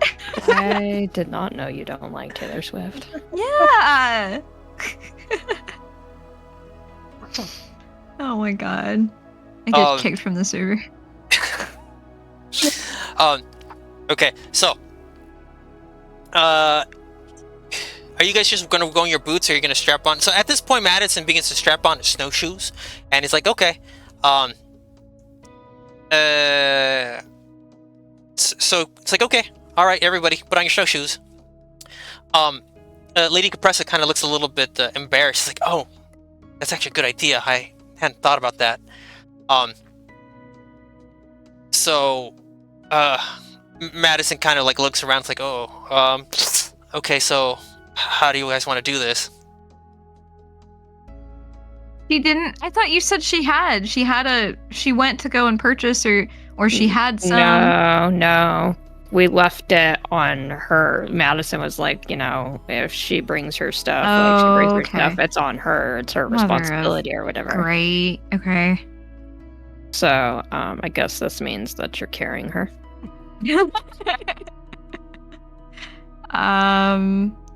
Okay. I'll take the lady if somebody carries her bird. Who's gonna carry Preferably the somebody bird? far away from me. So Say clearly, not Madison. yeah, Madison will not carry the bird then once you say that, because Madison doesn't move because Madison is intent on being by your side, Dagmar. He's there to help you carry the Lady Compressa all the way. And possibly hold your hand. He takes legs. I take the rest of her, and we just carry her that way. My goodness. It's like those memes, or I don't even know about memes, but like there's like mittens that connect together, or like in anime, there's like a guy and a girl, and they're both holding one end of a grocery bag, and then the guy's inner thoughts is like, oh my god, it's like we're holding hands. Oh, Jesus. But it's just all of her. Oh my god. I guess I'll carry the bird. It's fine. Okay. Okay, so you strap on the snowshoes, and you're slowly sort of making your way. Everybody roll a athletics. Well, sorry. Everybody roll a dexterity check to see if you slip and fall in the snow. Oh, jeez. Oh my god. There goes the bird. There goes the woman. Oh, dexterity save. Oh, whoops. We're not taking that. Yeah, Theory, do it again. Dexterity save. Dagmar, Save. dexterity save. Well, actually, no. Screw. Well, shit. Wait. Actually, no. Okay, wait, sorry. Technically, it should be just dexterity, but whatever. Sorry, I made a mistake there. Sorry. Well. We have. Oh, okay, I see. Okay. That was my nemesis. Okay, so I'll average them out. Okay, so a theory is going to be an 8. Chidera's an Chidera, Do you want me to just re-roll as actually regular? here. Let's actually, because here's the thing. What you can actually do is you can actually, the difference between, because dexterity save and dexterity are the only difference is your proficiency, whether you have proficiency in that particular stat. And I think only a theory is the one with the proficiency in that stat. Right, so Allegedly. so you can, so if you look in your roll, you see the number in parentheses. That's your bonus. So for Dagmar, you can see the bonus is 2 for both the save and the dexterity. So that means whether she does a save or dexterity, there's no difference because she doesn't have a proficiency. For theory, you can see that she has a proficiency of for her, you see dexterity 4 and dexterity save 7. So you can see that she does have a proficiency because she's a rogue. Okay. So either way, the first time she rolled a 1 and then she rolled a 4. So either way, she rolled pretty low. Yeah. Genera. I'm trying to remember Genera. I think you do have proficiency in dexterity as a monk. So I'll minus the 2. No, the 3. I think you minus a 3 for you, and you're at just a +1 for your dexterity. So you would have gotten a 16. So you save anyway. So Genera's fine. Dagmar. Yeah. Dagmar, you slip, Yeah. but Madison catches you, Aww.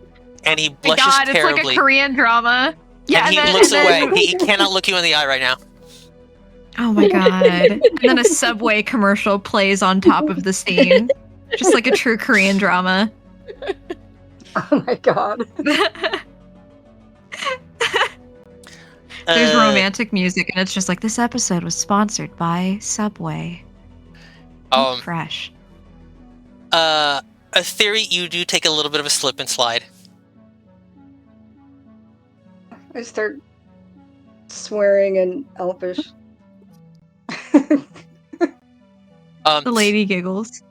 Lady Capressus, okay, all right. Send me a note, a theory of what kind of cursing do you do. Well, you gotta share with the class.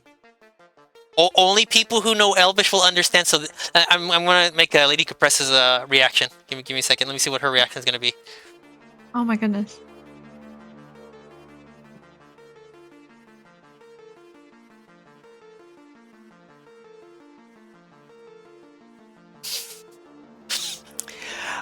Lady Capresso looks just a little bit confused. She also blushes a little bit. And it kind of like a slight worried look on her face. But she says nothing.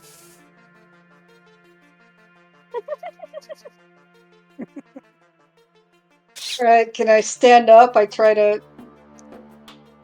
stagger back up, gaining my balance, trying to get my snowshoes under me. Okay, and you slowly make your way further along the trail. Madison's leading the way. Madison does turn to. So now you notice that the woods here. They're. A lot of the trees are still have a lot of snow on them. The leaves hadn't quite fallen away, and you can see that the leaves underneath have bright browns and orange and red colors. The Madison kind of looks over at Lady Capressa and it's like, okay, where exactly in the woods is the grave? And she tells, and she's just a little bit further on. So you keep you keep walking for a while longer. It seems like hours now, and she tells you about her friend. She tells you her friend. She she tells you about her friend that she knew since she was a child. They had a lot of fun together young when they were young, um, and that her friend had often advised her to take up a different job because her trading job just took up way too much of her time. Um, and so there's a bit of you can see on the look of her face a little bit of nostalgia, a little bit of sadness, um, that she didn't quite spend as much time with her friend. And then she also confesses that her friend had given her the bird.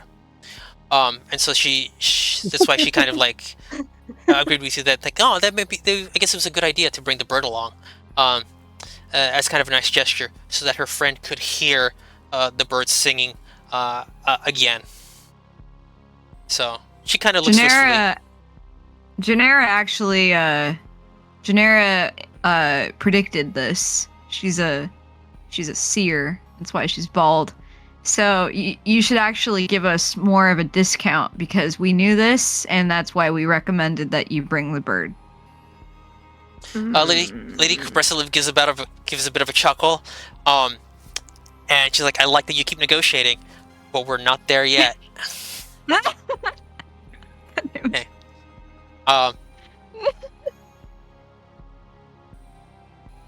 Okay. So as you're sort of walking along, you can see in the snow. So even though the snow covers a bit of the trees, and a bit of the areas under the trees have less snow on them, right? Because they've kind of sheltered it. But you can see sort of as you walk along, there are these like lumps, these kind of bumps in the snow. And as you walk along, you can see more and more of them across the landscape or all over underneath the trees. And so Madison points out to them that each one of those has got to be some sort of grave marker, has to be some sort of gravestone. And he's like, the copper woods are really pretty this time of year, but they're also kind of creepy. And he kind of confesses that he never does like coming up here that often. And again, Lady Capressa kind of chuckles a little. Do you guys remember the last time we had fun in a cemetery? Yeah, I sure do. Okay.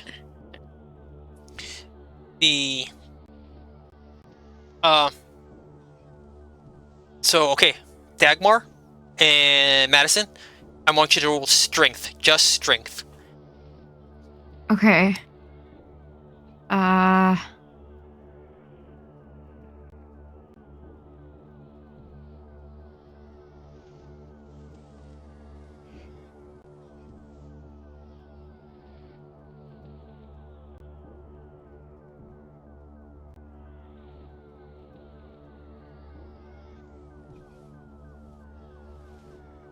Oh my god. A fool! He's a weakling. Okay, Madison is a lover, not a fighter. Okay, give him that. Didn't he used to be a monster hunter though? That doesn't seem right. I mean, he's given up that lifestyle. Oh. Now he's into poetry and loves great. green beans. Oh boy. I give you permission to kill this guy. Oh my god. No! No, Madison! Okay, all along the way, because you have to carry Lady Capressa, your arms get tired, but you notice that Madison asks for breaks a lot more often than Dagmar. Oh my god. It's like, but only one of her arms gets tired, not the other one. This is my least favorite episode ever. That was such a mistake.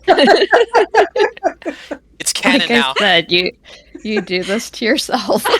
Will, pleplease. I was thinking about my own arms because I totally have like uneven muscles on my right and left. And it's like, no. Hate this. Okay. All right. So Let me think. The eventually, so you the lady compressor tells you to stop. Like, okay, stop here. Okay. So, everybody, so she gets off and she's like, okay, I'd like to walk now.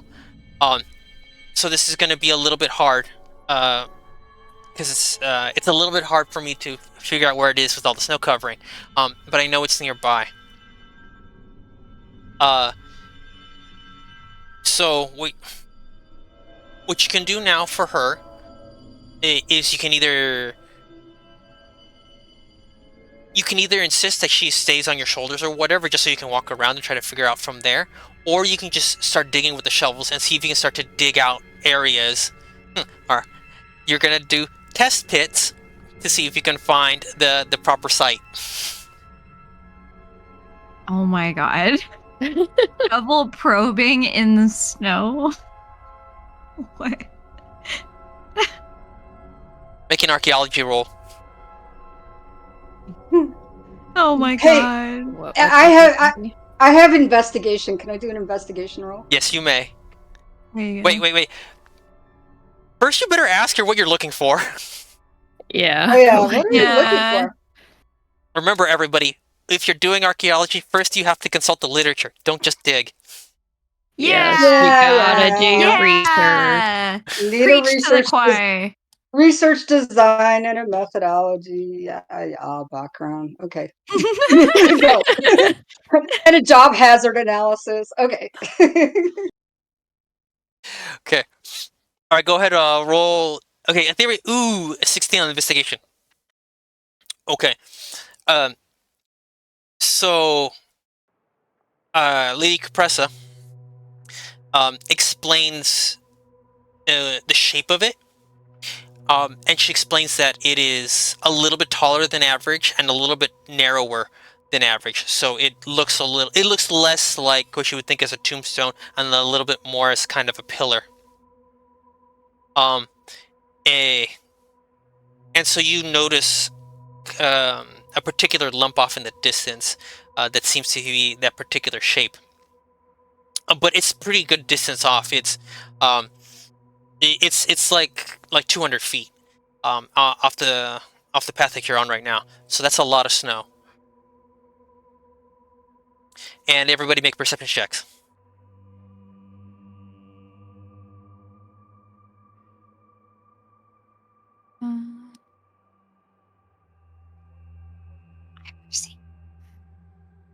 Wow.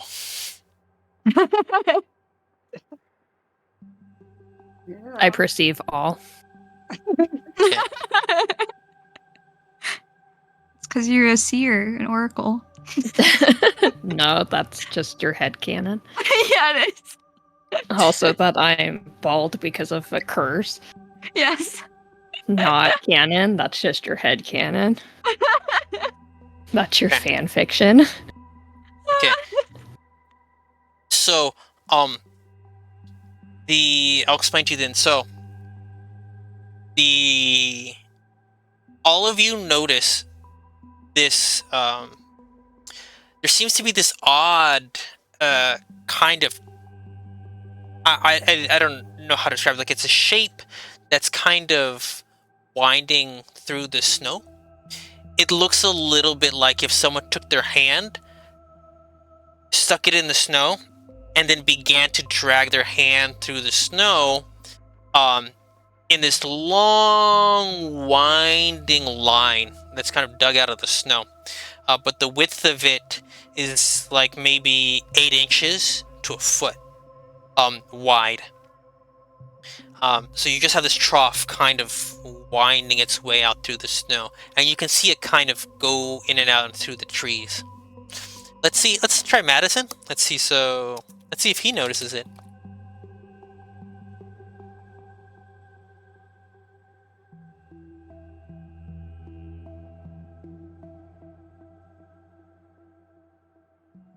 No. Wow. He must have been a really crappy monster hunter. He's only looking at Dagmar. He's not noticing anything. I mean, that's fair. Oh my god. You're a distraction. Oh, sorry, I can't help it. You're too beautiful. Oh my god.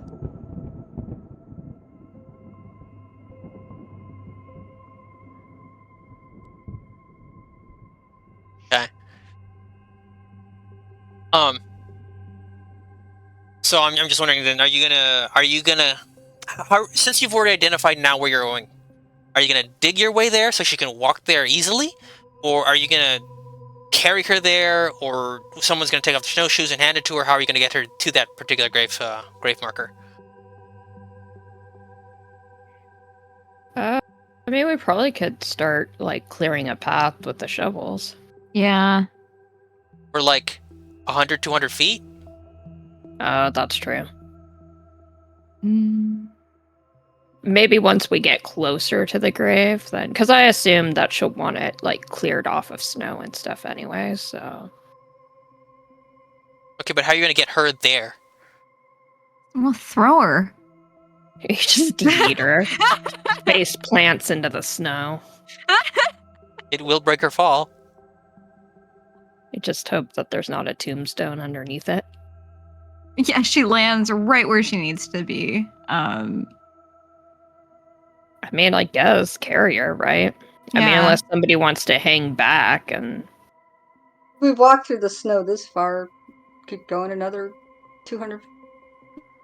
Yeah, me and Madison will hopefully pick her up Gallop. together again. No. Okay, so it is sort of getting even though the day started off dark and cloudy, you can tell that this is taking you quite a while to get up here. This feels at the very least early afternoon, maybe mid-afternoon at this point. So you kind of so you lift her up again. Madison's kind of like rubbing his arms like, wow, ooh, wow, I'm kind of tired. Oh, my arms kind of hurt. Man, I wish I was as strong as you, Dag. I wish I was as strong as you, Green Bean. And then as Madison helps you carry Lady Capressa over to the grave, and you notice also that the track that goes through the snow also makes its way and kind of loops around that graveyard, or not graveyard, the grave marker that you're aiming for. Once you set Lady Capressa down, you can see she like sinks in the snow up to basically her thighs, like between her thighs and her butt. So it's pretty. You can still tell that the snow's pretty deep. You still, Gennaro, do you still have the bird? Make sure you haven't left I the do. bird. Okay. I still have the bird. And the bird continues to sing. We Now don't it's- know what. We'll never know what. Now it's singing that it loves big butts and it cannot lie. I hate this bird. I hate this bird. God damn it.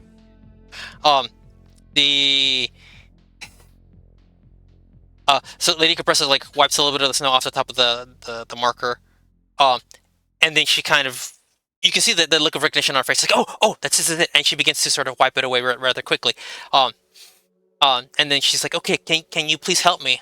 Can you please use the shovels and like dig out the rest of the area around it? Sure. Okay. Yeah, we can do that. Okay, so I'm just wondering how do you dig out the grave? Very carefully. Yeah. Yeah, so just like snow shoveling, just trying to get the snow off and around and chucking it off to the side without, till we hit dirt and then stop. Or a tombstone. Yeah, until you hit what is it? Surface level. Permafrost. I was gonna. What's the term? Culturally sanitary? No, culturally not culturally hygienic. Culturally sterile. There we go. But I don't Yes. think you ever get to do that. Okay. Yeah, it's just removing snow. Okay. So the the um the you dig it out, okay, and you realize that it's not just a pillar, it's a pillar that's actually attached to a larger platform, and there's a little bit of stairs.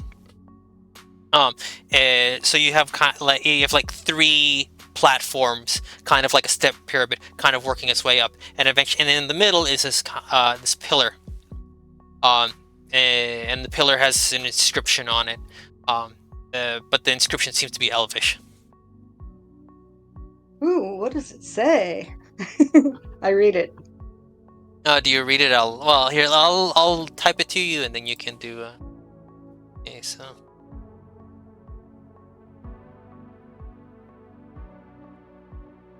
So I'm wiping off the pillar where the inscription is with my gloves. Taking a look at it, and I'm like, ooh, this appears to be Elvish. I look at the lady, she's just looking at the ground. No, she's looking at you. She look. I mean, she could read it too, but she's not saying anything because she's, thinking about her friend, I'm assuming. I don't know what's in her mind. The bird's just singing. It says Mantra Celestra. Is that the name of your friend? Born 1934?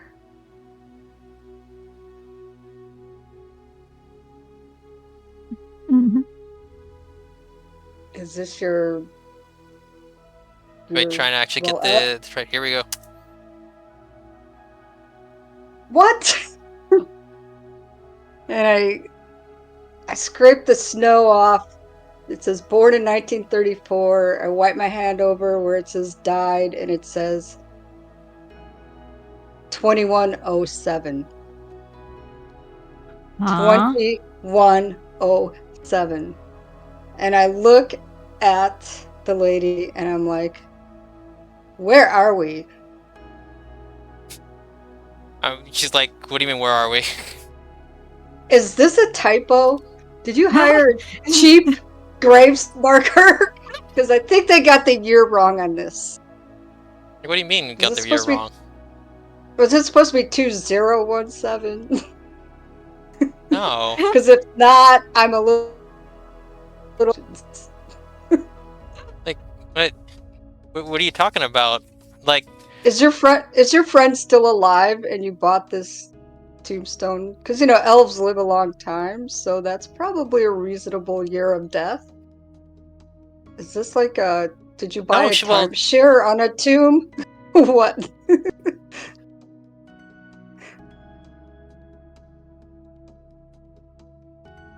What's the deal with no, your friend, lady?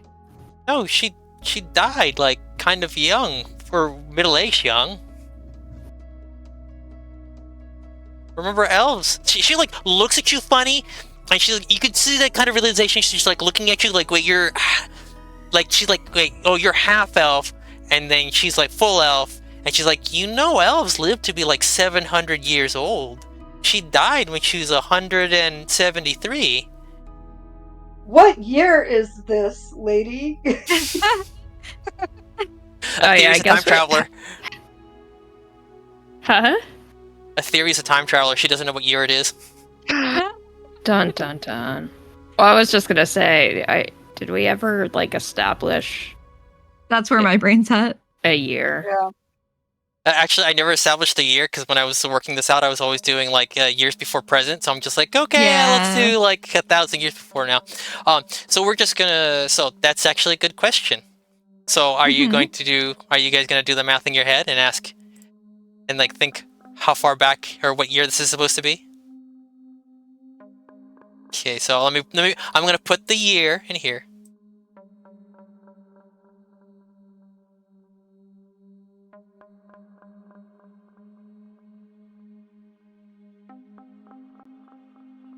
Let's see.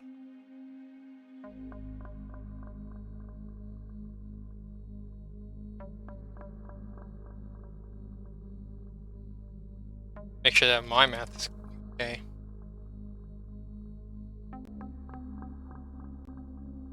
I know. How dare you ask us to do math? We're archaeologists. Exactly.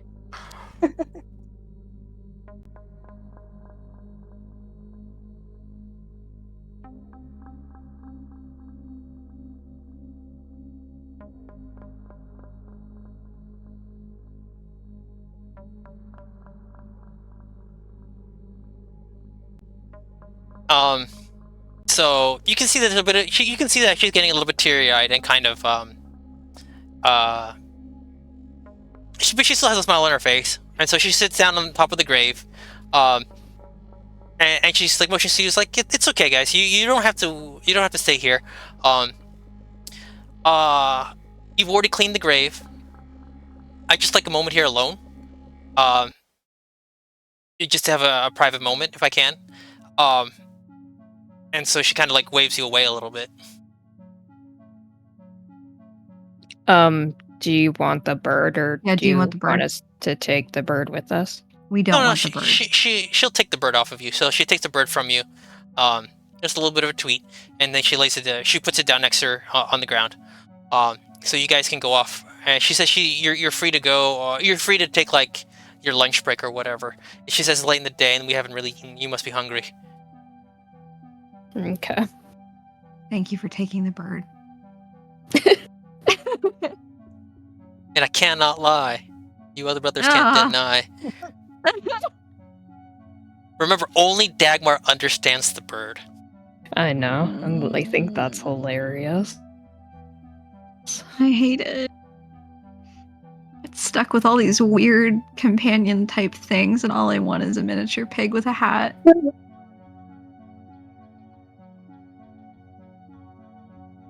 Okay, so I guess A letter B. And let her be. We should give her space, but not too much space. Yeah. Like, in case something happens, we want to be able to reach her. We eyeball her. Okay. But, yeah. Gonna eat some of that jerky. Okay. I want you all to roll perception, and if you have anything that affects smell, go ahead. I don't think any of you have any sort of minuses or bonuses or anything like that to deal with smell, but otherwise roll perception again. All right, everybody get ready to perceive. Well, the theory, nope. God.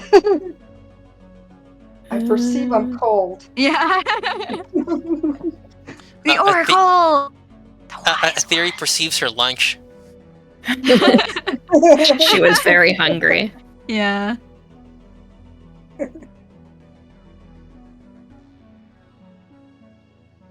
Okay, let me see. So, Dagmar.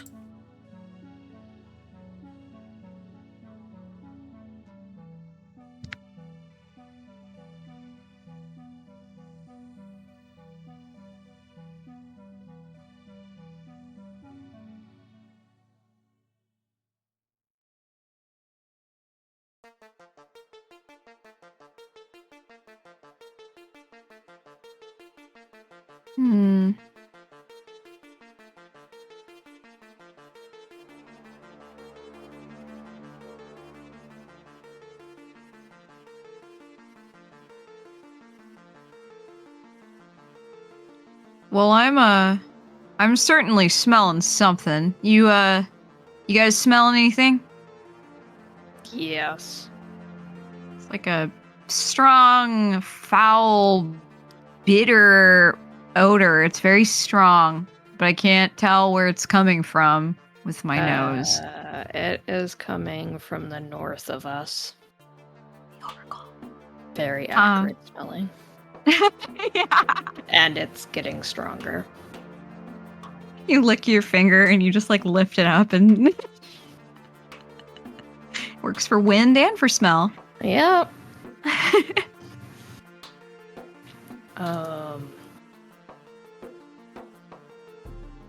Is this a smell any of us would be familiar with?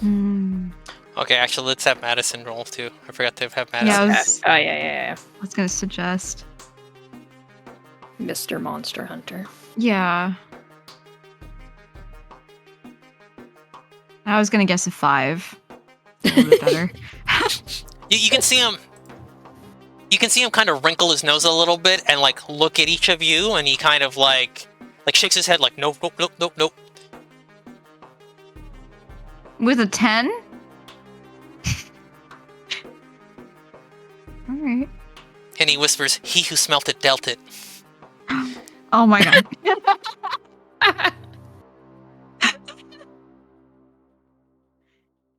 Well,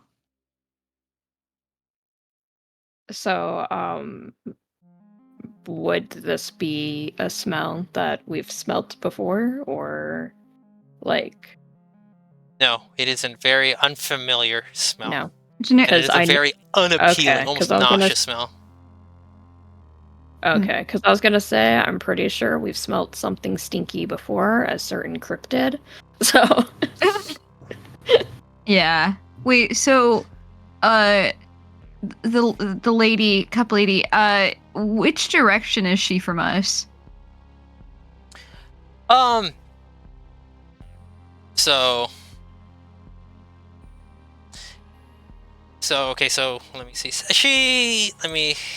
it's a little bit hard to tell because I don't have that detailed of a map, but basically smells coming this direction, you guys are here, she's like maybe over here. Okay. Okay. Well, all right. We should probably, I know we're giving her a moment to herself with her deceased friend. We should probably tell her, if she hadn't already noticed, that something is coming and it's not good. it is very stinky. Yeah. Like, basically, we'll just walk over towards her and just be like, "Yo, lady, you smell the stink?" She like looks at you funny, like, what stink? To kind of like what stink are you talking about? That very grid, nauseous, nasty smell that's coming from the north of us and getting closer.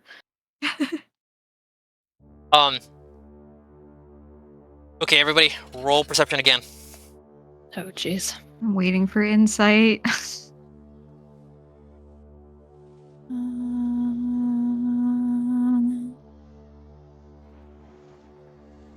Oh boy. Okay, But look at Janera Madison now. though. Oh, the Oracle. Oracle. Dagmar, this poor woman is grieving. And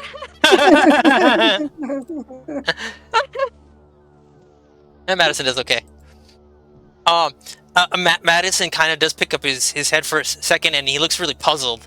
Just kind of like, what's that sound? But then there's a little bit of a worried look on his face. Okay, so, Dagmar looks at Madison and also hears something odd, but can't quite tell what it is. So let me tell. Let's see, so.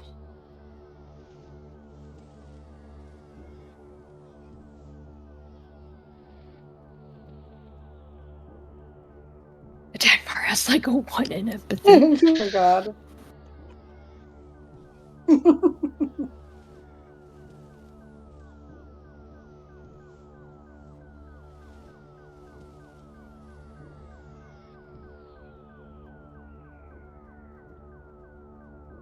Okay. If you guys scroll into the drawings on the map that Daryl did, the yellow blob and then the red dots of where we all are, it kind of looks like a skull, and I don't like it. I was Red gonna eye. say the same thing. Oh no.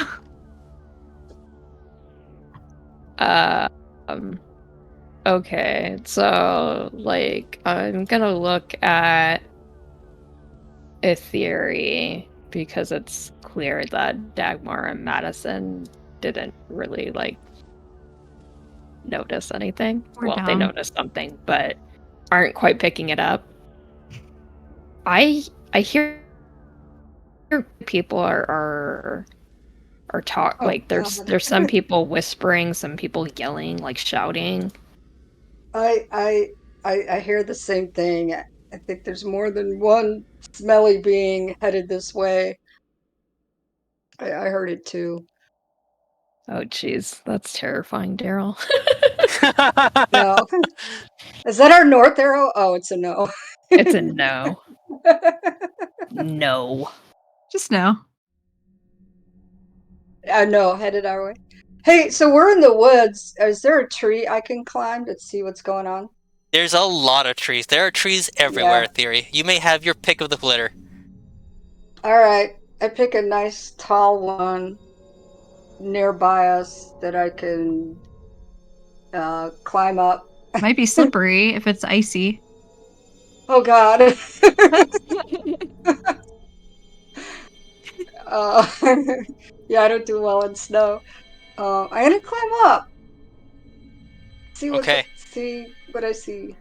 Okay, so the thing is, as you climb up, remember that the trees are... They haven't... this snowstorm was kind of sudden. It was kind of a freak snowstorm.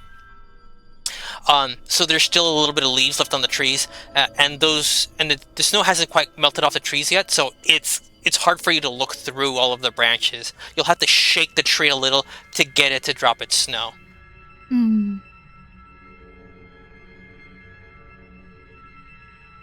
Thereby giving away our position. Uh, Um, slowly shake.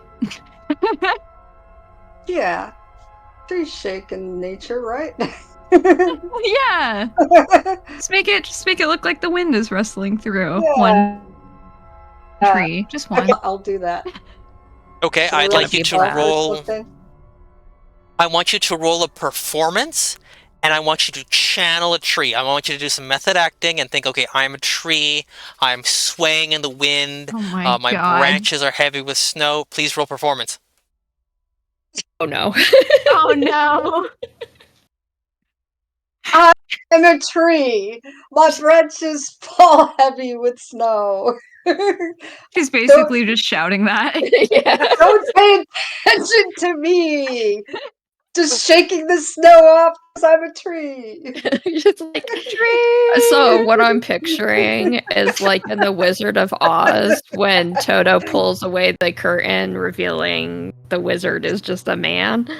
And he's still going about of like acting like the great and powerful Oz. It's like, do pay no attention to the man behind the curtain. And it's just a theory, but with trees. To the tree. God. Oh, we're dead. We're dead. Sorry. You I don't know, they might roll mean, bad. They might roll bad and just look over and see you with two branches, and it's like, yep, that's a tree. Right, there's so much Okay. snow. All right. Final perception. Roll a perception. All of us? Oh Yeah, boy. everybody.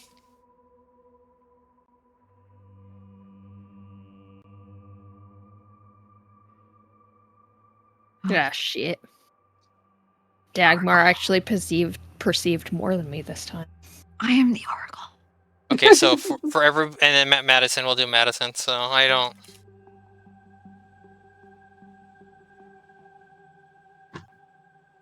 I was distracted by a theory's performance. Jesus. Oh my god. And Madison only has Madison is eyes for his distra- green bean. Yeah, Madison is distracted by I Dagmar. need to wear like a bag over my head. Jesus. Um... Okay, so for Chinera, you're kind of... Your eyes are sort of straining off in the distance. And you see something moving, but it's hard to tell what it is. Okay, so I need glasses.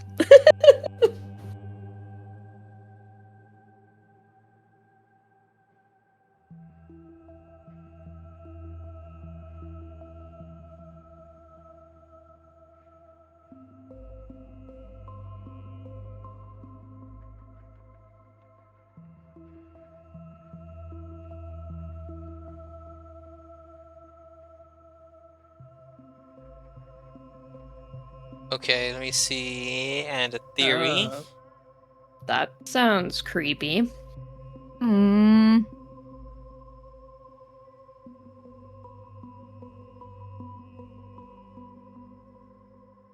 Madison, you're giving her the ick.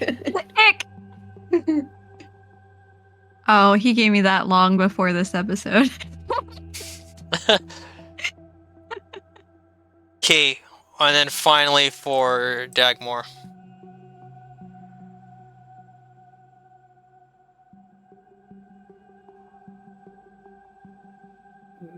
This is not good. I mean, I can barely see, and I would concur. This is not good. Oh. Mm-mm. Mm-mm. Nope. Mm-mm-mm-mm. Mm-mm-mm-mm-mm. Is it? No. You can hear Is the it a birds human sing. centipede? Oh my god, it better Kill not. the bird! They can't argue with each other though, right? I mean, God. fair. So gross. Can I speak to the bird and tell it to shut the hell up in a whispered tone?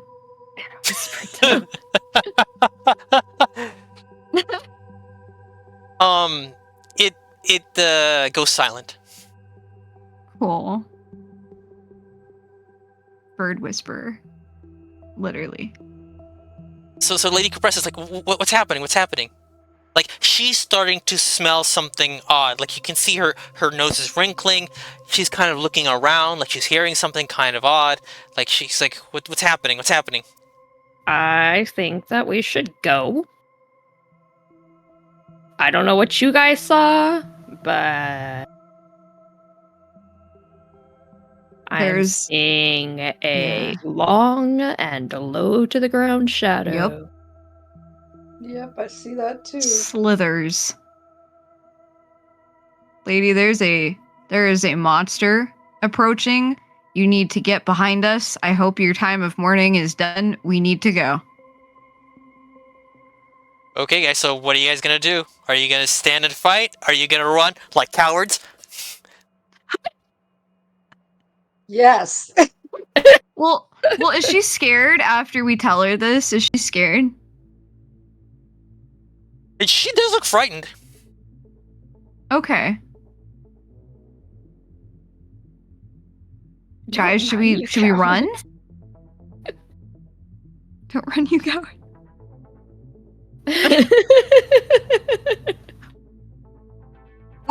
Oh god. I mean, we fought plenty of times, but we usually are very terrible at picking our battles. Yeah, exactly. And chances are it'll be a monster, we kill it, we're like, huzzah! And then we take 2 steps and we meet the monster's family. You know, I'm done with that. We find out it was the DM's favorite character of all time. Yeah, As exactly. Yeah. We meet the parents, and the parents are like, why did you kill our son? And they're also like giant like snakes or something. It's like We're like, oh shit. I want you all to know that every session since you murdred Moo has been a revenge session, okay? Every single one. Listen, I'm gonna blame Gradal for this because Gradal was the one that was like, she needs to die. Before that, we murdered murder. Every one of us has been a killer, okay? Aetheri murdered aliens. What about their parents? There's character arc did not go the way I was hoping it would go. She was supposed to redeem herself in this adventure. I mean, you know. Ruthless. Went way south. Well, I mean, how fast is this thing moving? Like, the snow is pretty high, so like we're probably not going to be able to outrun it.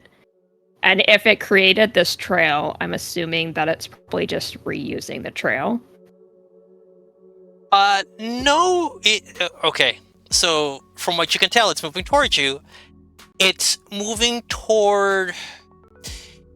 It doesn't seem to be moving in a straight line. It does seem to wind back and forth as it's sort of moving along through the snow. but you can tell that it doesn't seem to be hindered by the snow. It really does seem to be sort of gliding and sliding across the surface of it. So you can assume that it moving on the snow is basically about as fast as you moving on regular ground. Okay. A theory. So, we're fucked. Well, the theory, could you cast Pass Without a Trace and we all hide in a tree for a little bit? Wait for it to slither on out? I can't do that spell. That's Graddle. Yeah. I could do spell. But I mean, Madison's a monster hunter. Can we ask Madison if he's ever seen anything slow and winding in these woods? Yo, babe. He's like, what? Slow and winding in these woods? Like, what do you mean? What are you talking about? There's a monster over there. And you pointed out to him? What? What? Yeah. It's like, huh? What? Like, you basically have to grab him by the head and turn his head and like point him in that direction. There, right there. You see his eyes grow incredibly wide. His mouth drops open, and then he reaches over, grabs he grabs the Lady Capressa, like throws her on his shoulder, and he begins to book it as best as he can across the snow. Strength check. Okay, not okay. Okay. We got You're it. really gonna fuck us over, aren't you? Yeah. Thanks, Dagmar. And I thought Madison was gonna help us fight a monster. Madison. Oh, what's the thing? Dagmar cannot stand anyone to display strength as close to being the same as hers. She must be incredibly stronger than anybody else. He gets it. So you can see him kind of struggle a little bit, and it ends up being more like a fireman. Instead of like a really smooth, it's this kind of awkward fireman carry over his shoulder. Like Lady Capressa, like a leg is like hanging off of him, and he's kind of like got his hand up, like gripping around her butt cheek, trying to desperately hold on, and it's just like trying to like struggle past. But he's booking it. He's booking as fast as he can across the snow. Okay, well then we should probably run too. Yeah. We'll leave the bird, I guess. Let's go. No, Lady Capressa has the bird in hand. Oh, lovely. Okay, good. Okay. So everybody starts running off in the direction toward the...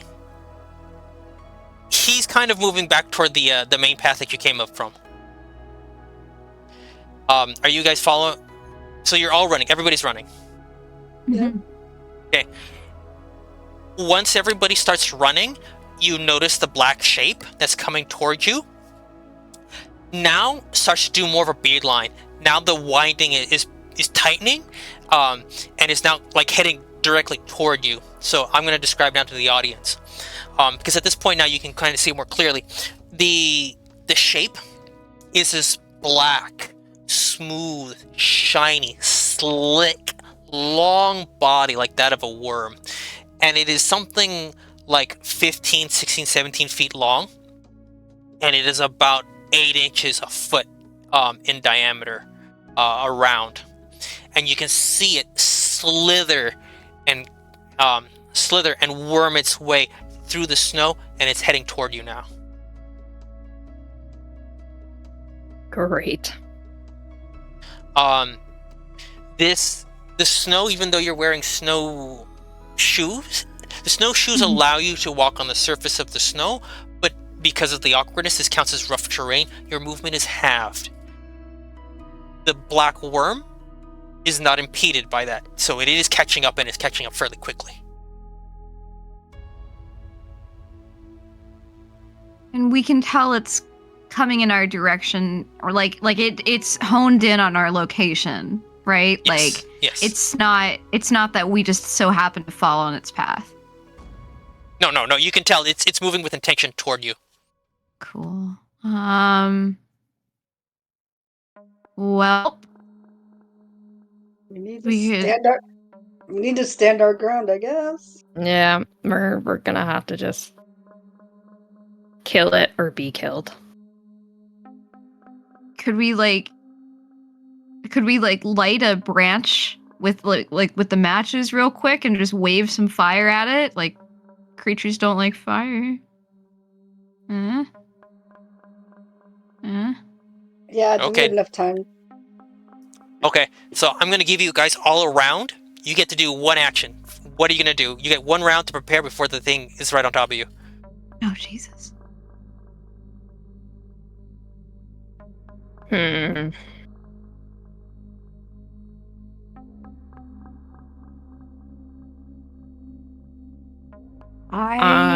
Go for it, No, please. go ahead. No, Go ahead. it's fine. No, please. I insist. Okay. I'm gonna get the high ground. I'm gonna get up in a tree. It's very wise. Okay, so I'm Janera gonna climbs a tree. I'm going to climb up a different tree and follow the oracle's lead. Oh my god. She's so wise. Okay, so 2 people up a tree. Different trees, yes.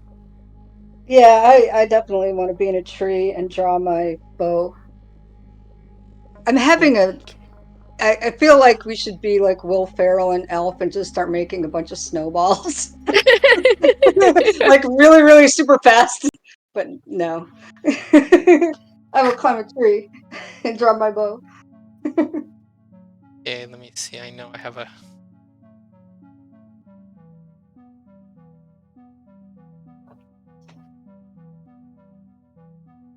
Okay, hold on a second. Let me see here.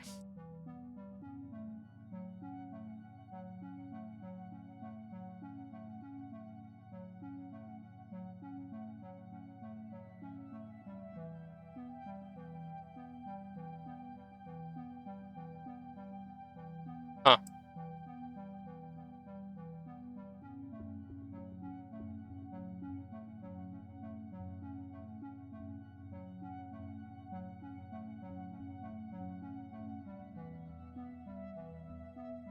Yeah, I'm trying to fix something right now.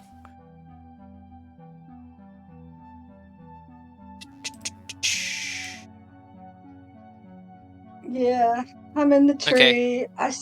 I see them both in the trees. Okay. Madison's protecting what's her name behind a tree, I guess. Or can he climb a tree with her? Uh, not holding her as well. That's kind of not possible. Um, So he should keep so going and try to get farther back.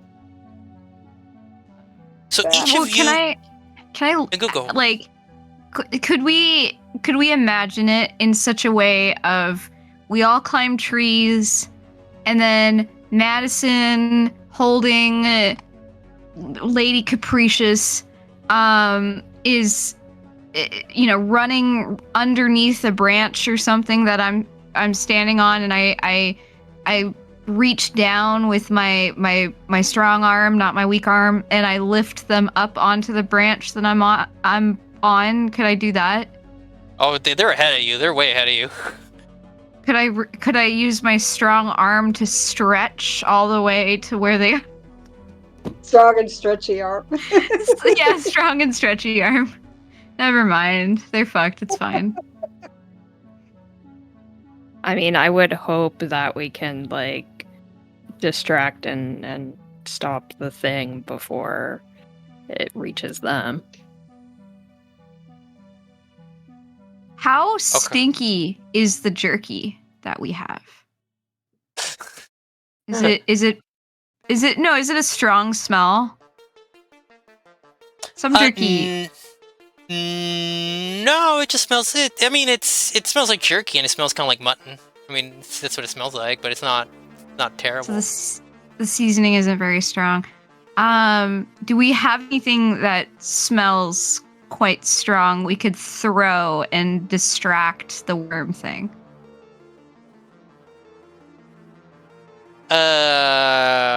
Well, this is where I'm going to just ask you, like, well, what did you bring? I personally brought this jerky of a potent smell. I personally made sure to bring a very strong jerky because I like my jerky seasoned up. Okay. Okay, So I'm going to you're take going that jerky and I'm going to throw it away from us and away from where Madison is.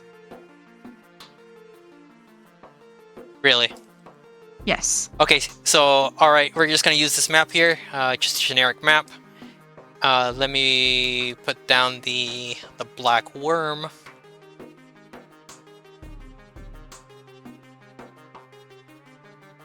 Okay.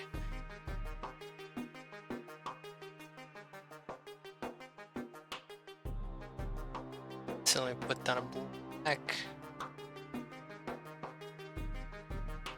Huh, why is it not doing? Oh.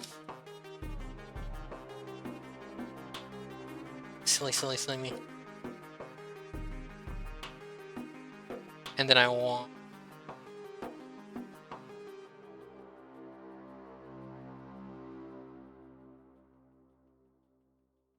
Okay, there you go. That's the black worm coming in. Okay, so put your tokens down so that you can tell where you are, which tree you're taking.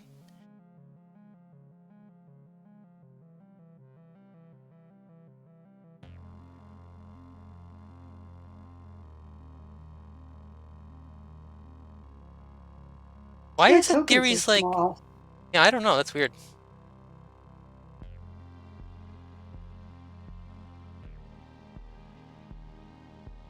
I want to be over here, actually. Yeah, yours should not be a... Okay. Thank you. Okay, Janera, are you on the board yet?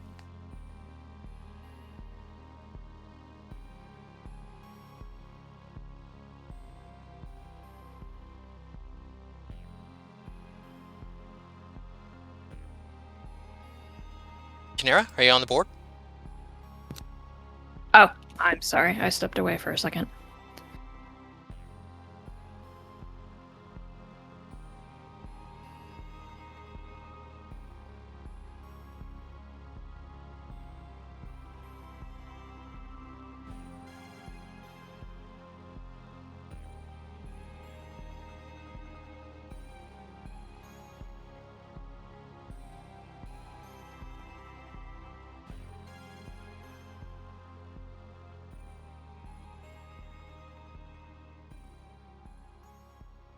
We need a Madison token. Oh yeah. Okay, so let's put down a Madison token. Let me see. So we're gonna use one of the generic ones. Aww. Okay, yeah, we actually do... Okay. Human NPC token, and then we need a...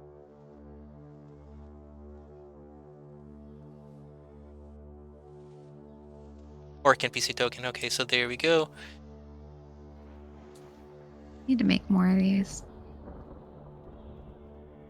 Okay, so I'm gonna put them right there. So they are trying to book it out of there.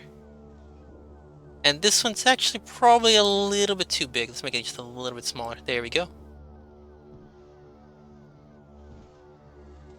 There you have it. The worm token is my favorite. I like how you're all in the tree. Okay. So here we go. Roll for initiative, please. Oh, God.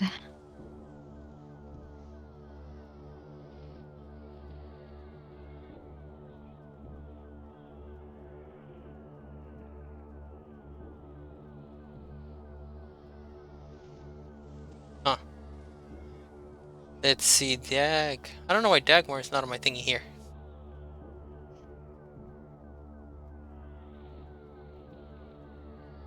Let me see, hold on a second. Weird. Okay, I'm gonna write this down here. Give me a second while I grab a little note card here. Okay. So, let's do... Black Worm. It's gonna be... 6. And then we want Madison. Madison and Lady Cupressa will be the same. They're 13. So top of the initiative is a theory. Excellent. So what are you doing a theory? So I'm going to shoot at it, and can I use sneak attack since it won't be expecting it? Let's see. Because you're using your rogue ability, right? Your My rogue, sneak yeah. attack. Do you have advantage on it just yet? That's a good question. Roll the hit. Go ahead, roll the hit, and then if. Oh crap. Okay. So you aim your crossbow, boom, and you see it whiffs past. It whiffs off to the side. You can see that it's kind of slithering. It's slithering back and forth. It just barely moved out of the way of the crossbow bolt. Okay, there's your action. Do you want a bonus action or a move? Yeah, bonus action. I'm gonna just hide or whatever. My Okay, cunning roll action, stealth. duck down.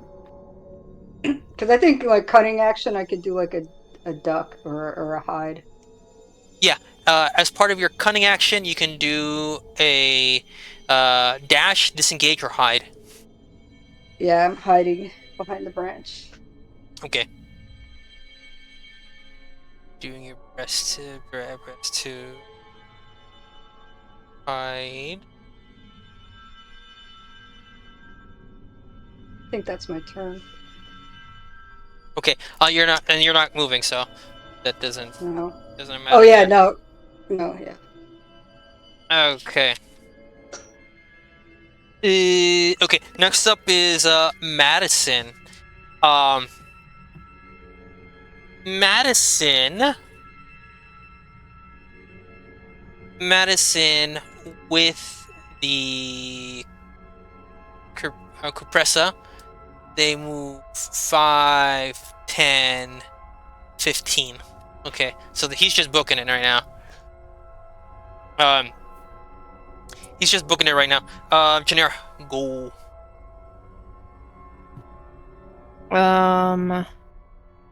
Has the black worm moved any closer to us?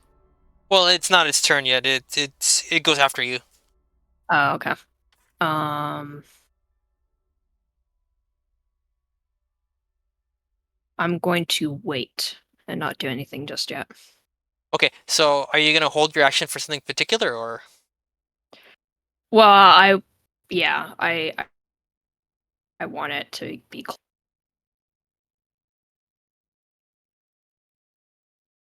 Well, usually if you hold an action, you have to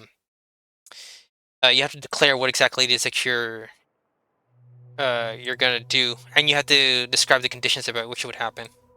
Okay, so I want to basically ambush it. So like once it gets closer, I want to like jump on top of it and stab it with my scimitar. Okay. All right. I don't think it stabs. I think you have to slash it. But yeah, close enough. Oh, Okay. slash it, you know. I want to cut Okay. it. Good. Okay. So it's gonna move. It's 30 feet there.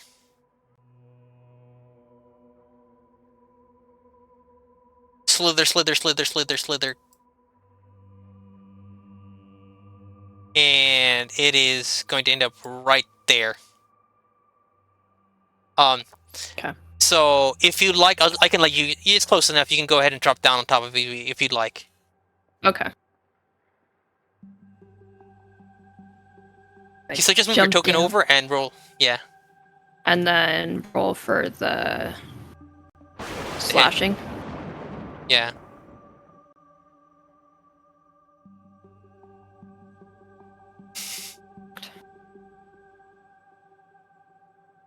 That's just the damage. That's not the hit. Oh. Damn it. Okay, hang on.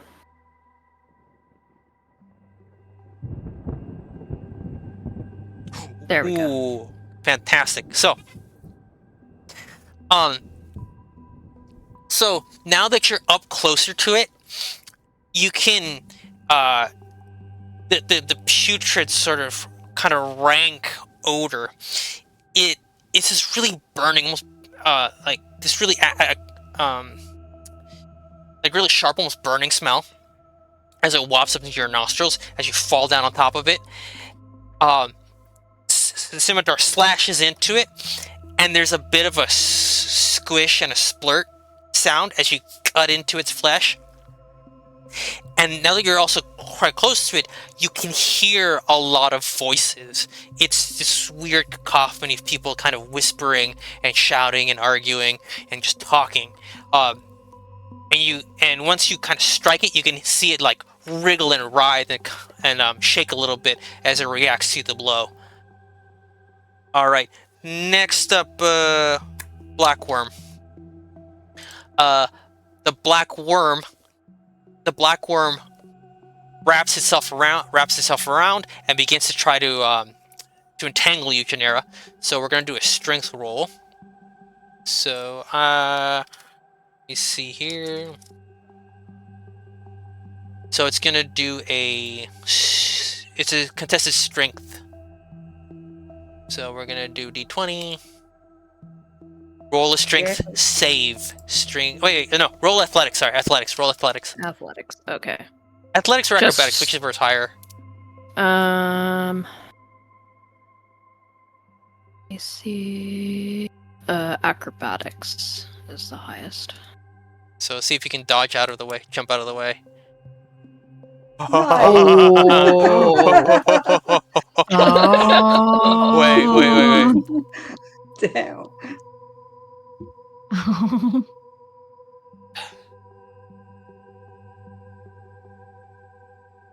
Wait.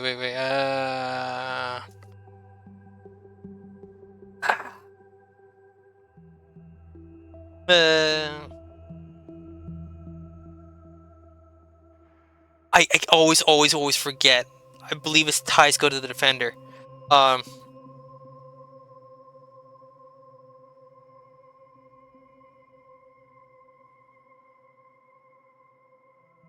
Wait. Okay.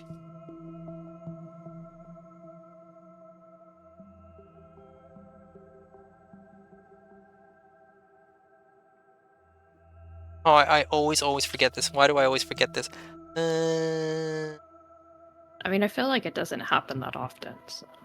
Okay, yeah. Equals or exceeds target AC class, attack hits. So in this case, it barely. So Genera does a lot of backflips and twirls and a triple sow cow in order to get out of the way.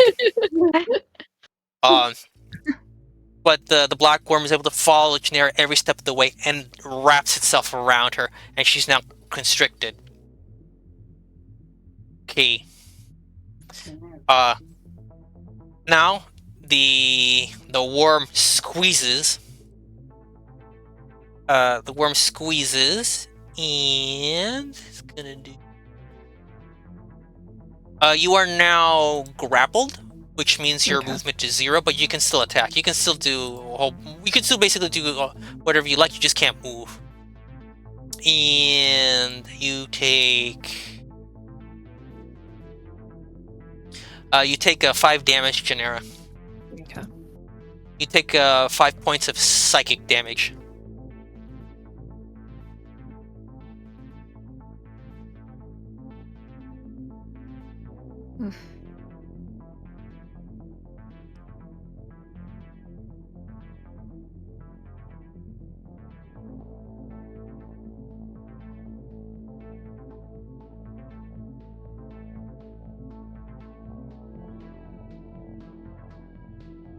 Okay. Oh, Jesus. Okay, go Dagmar. Oh, okay. So I know that the thing is constricting against Genera, but I'm assuming like parts of its either head or tail are out, right? Yeah, honestly, it's hard for you to tell which one's which. It seems to be the same on both ends. Because it's like Okay. a worm. Well, yeah, but I mean, like, they're out, like, they're not, like, so basically what I'm gonna do is I'm going to jump across the trees, all ninja-like, and then I'm going to leap up into the air with my great axe and go directly down on either its head or tail, away from Janera. Okay. If you roll a As to 1, you not. will hit Janera. Oh shit. It'll be fine. Don't worry about it. We got this. It's fine. Go for Let's it. see. All right, I will. 1. See, it's fine. It's fine. Okay. Okay, good. Okay. Go for it, Dagmar. How does this work? Oh, okay. So I leap up into the air. I'm assuming it's night. If it's not, let's pretend like it is.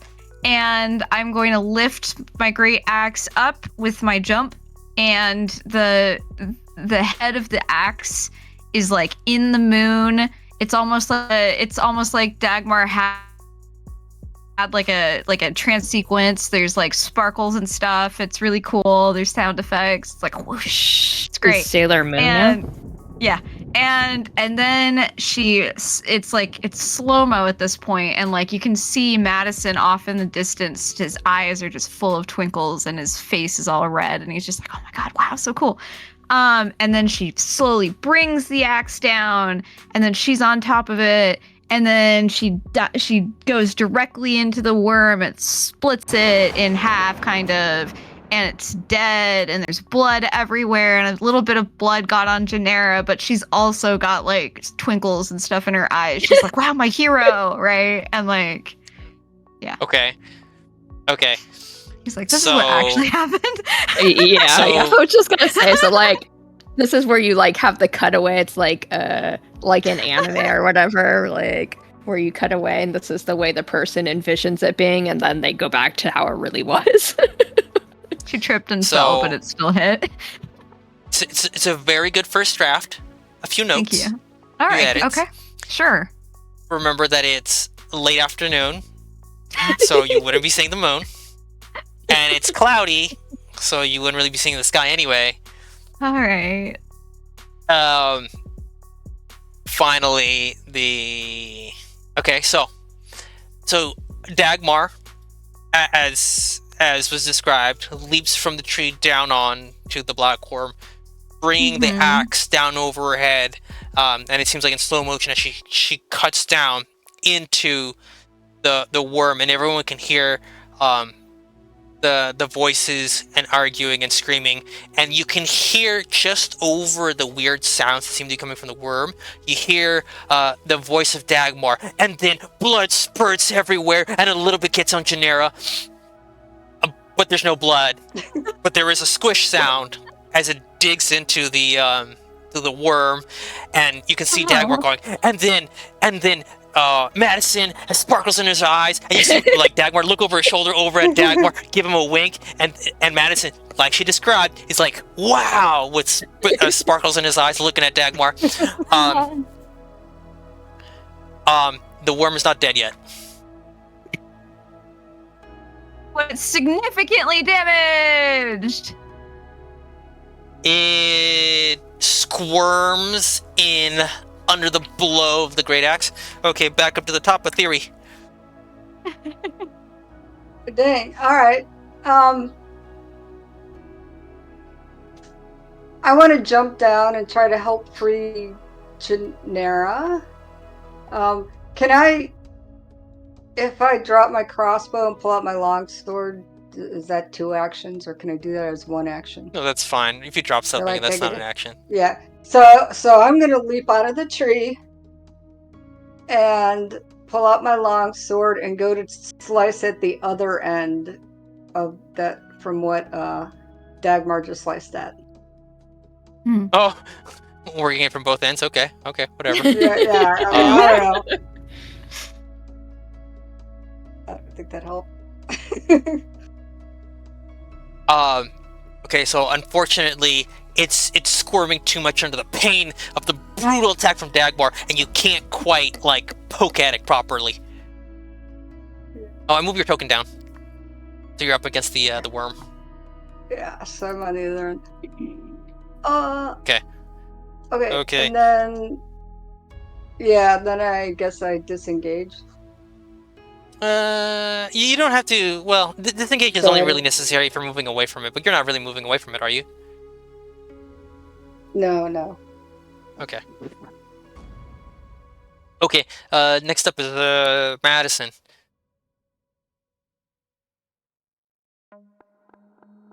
Okay. Well, Madison. Madison seeing what's happening, like turns around and like stops and turns around. It's like, oh, fantastic! Like,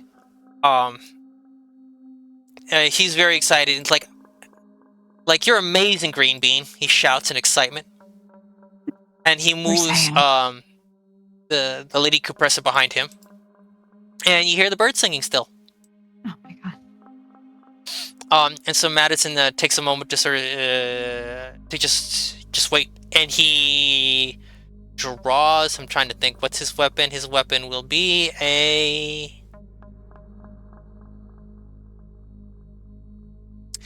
he pulls out a sling,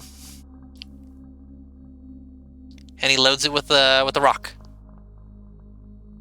and he begins to swing it around, and he holds his action, looking for a nice opportunity. Okay, very great. Next Genera, go. Okay. So I am being constricted. I'm going to use my flurry of blows and just start punching this thing. I'm trying to remember if you guys are level 4 or level 5. I don't remember. I think we're 5. Are we? Okay, yeah. So Girl, actually, we've been 5 for like 3 years. Just saying. You guys we've talk been a lot. 5 for like a So do year. Okay. Like to So get technically, level you actually get 2 attacks. Okay. So just go ahead, roll the 2 attacks first. Oh, actually, Dagmar, you could have had an extra attack as well if you're 5th level. Yeah. I'll just take 3 next time. Don't worry about it. Okay. So I can do the same attack twice or different Yeah, attack? and then you can do your flurry of blows because that's a bonus action. Okay. We'll do unarmed strike. And then I'll try stabbing. Well, it's slashing. I'll slash it. Okay. So. Okay, so I'm going to go over the rules since we need a refresher. So, for the monk, you do your attacks, and then if during your regular attacks, if you're doing your regular attacks with either unarmed, basically punching or kicking, or using specific monk weapons are basically simple weapons. You can't do anything you can't use any really fancy or really big weapons. Okay. You do your regular attacks, and then you can actually normally you can do a bonus action for an unarmed strike, which is just a regular punch or kick. And if you do flurry of blows, your bonus action gets to be 2. You basically get 1 extra. That's what that is. Okay.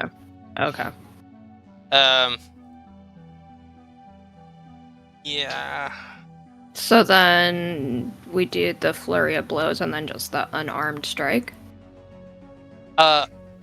So the flurry of blows is a setting you have basically for an unarmed strike. That's what it is anyway. Okay. Unarmed strike. So with the spread that you have here, it's the total number of attacks you make is 4. You've only made 3, so technically you haven't done flurry of blows yet. You've just used the bonus action. But if you want to spend that key point, you can do that 1 extra touch on top. You don't need to do that because you're going to kill the thing right now. Okay. So you hit with your flurry of blows, which will be an unarmed strike, and you hit with your scimitar. So go ahead, tell us, how do you kill this vile monster that Dagmar couldn't fell herself? Okay. Wow. Mind you, I'm also all doing this while my mind feels like it's on fire and my skull might split open. Thanks to Daryl's Oh my god. description. Yeah.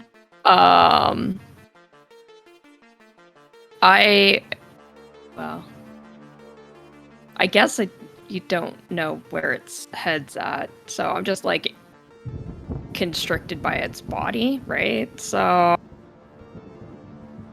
Body I'm blow, gonna hit it in the like kidneys. yeah, so like I'm just gonna like punch my way into like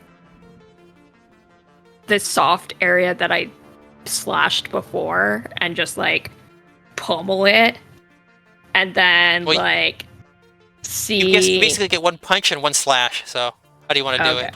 Okay. Well, so I'm gonna slash and then I'm gonna like Kalima it and punch my hand in and like hit one of its organs or something and it just like punch right through it. Yeah. Do you actually go Kali Ma, right? Like Kalima! you shot it? I just like rip out its heart. Oh my god. Excellent. Excellent.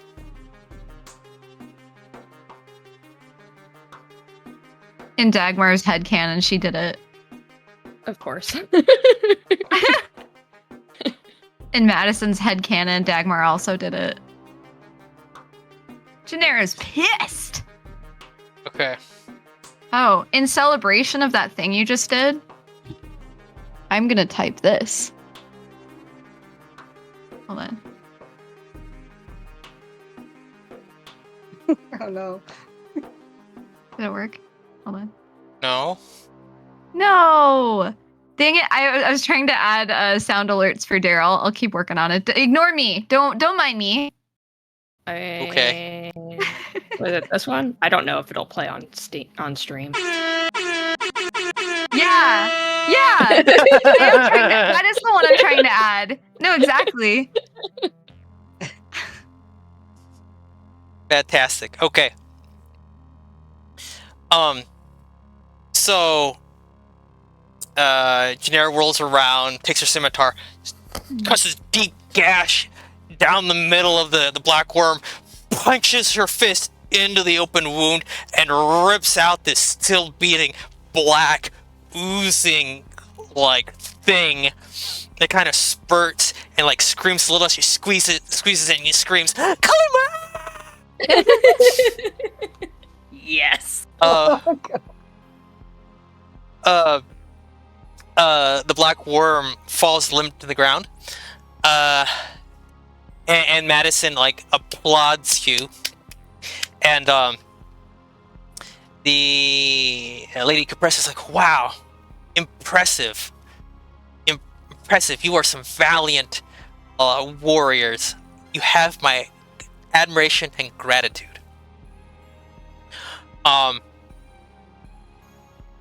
So she, see here, kind of walks over a little bit. Or they both walk over. And I just kind of do that. So they're sort of looking at the thing.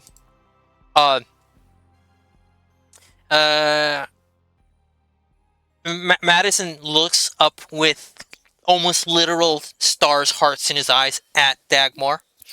And it's like, wow, like you guys killed a ghoul worm. Oh, what? Like these are things that are these are things that like eat corpses and like souls and stuff. It's kind of, they're especially creepy. I mean, I get it that they're here, but I didn't realize that we'd have something like that here in the mountains. I haven't heard of them living in this area before. Living, I guess. Well, that explains the whispering and the shouting and the arguing and the voices. Yeah. And he's like, the what?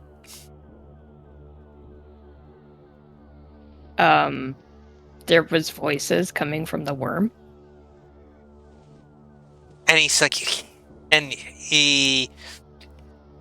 you see kind of a flustered look on his face, and it's like, yeah, I did read that, but dang, I didn't hear that myself. Huh? How weird. So I guess we can go then. He looks over at Lady Capressa, and she nods, and it's like, it was a short visit, but it was a visit nonetheless. We can go now. And the bird sings. Yep. Okay, of course it does. It wraps. But we fulfilled, even though it was short, we fulfilled what we told you we were gonna do. So no doubt, right? I mean, like, we kind of saved her life, so if anything, I think we should get a little bit extra of a discount. Yeah, what the bald one said. She's like, You do realize, Dagmar, I know where you sleep, right? But do I sleep? No. well, we do have sessions where she got drunk and like passed out in the alley. That's true. That's true. You'll never catch me drunk again. Yeah, you should probably give it to us for free at this point now, lady. She kind of sighs, and she's like, she thinks about it, and she's like, you definitely earned the 50% off, but we're still not back yet, so get me home. Get me home first, because if I don't make it all the way back, then there's no one to tell the company to give you the discount. So she kind of like nods to Madison, and they sort of kind of trudge back to the trail. Okay. Cool. Let's see.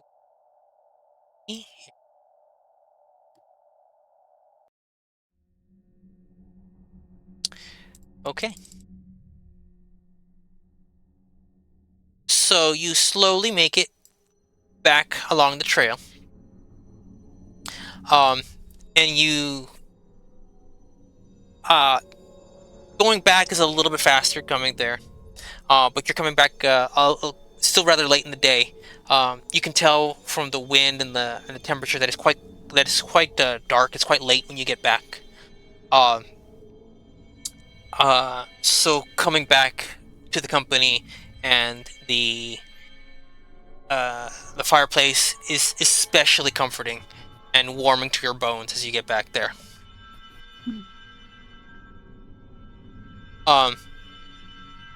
You're all tired, whether you admit that or not. It's up to you. Madison admits it, that wow, he's tired. Lady Capressa confesses that this is going to be a memorable day. That she doesn't know if she enjoyed the visit or not, but she's glad that she was able to do it again. And she's glad she was there. You were there to help her.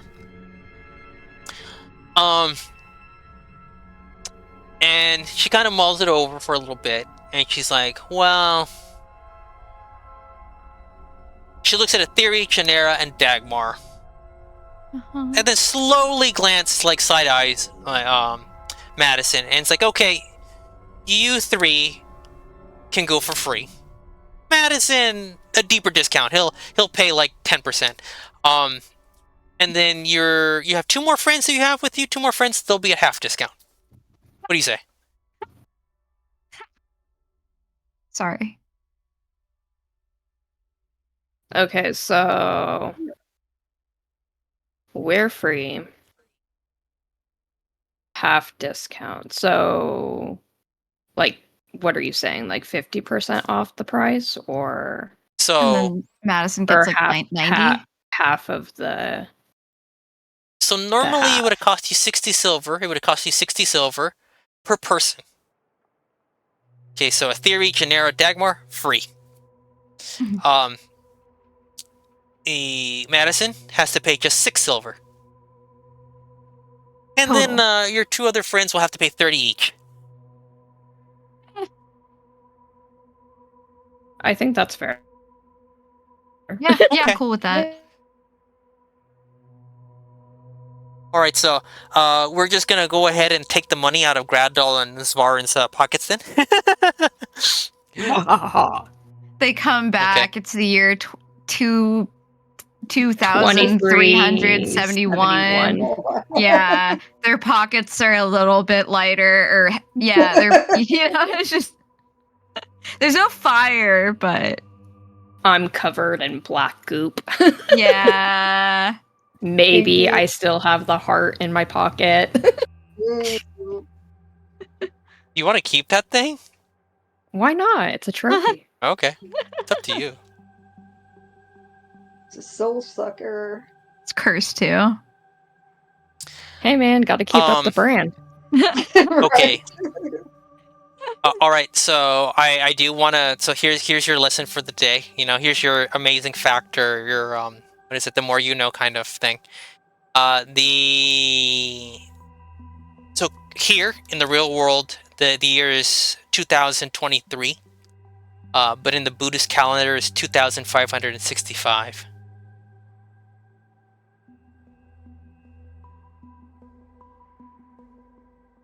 I see you're all stunned by that idea. You said numbers. My brain already hurts. It tuned it out. She's already bald. What more can it take from her? So this game is in the past in Buddhist time. Exactly. Buddhist prehistory. All right. Nah, I like that. That's cool. Okay. And of course, because it's the same sort of convention, right? The 2023 is counting the years from the birth of Christ, and then 2,565, I said, is counting from the year of the birth of Siddhartha, the birth of the Buddha. So there you go, same thing. Anyways, so back to the game. Do you see anything to Lady Compressa? You do anything, or you just leave? I think we should get it in writing, all of these discounts and stuff that she's offered us from her with her signature.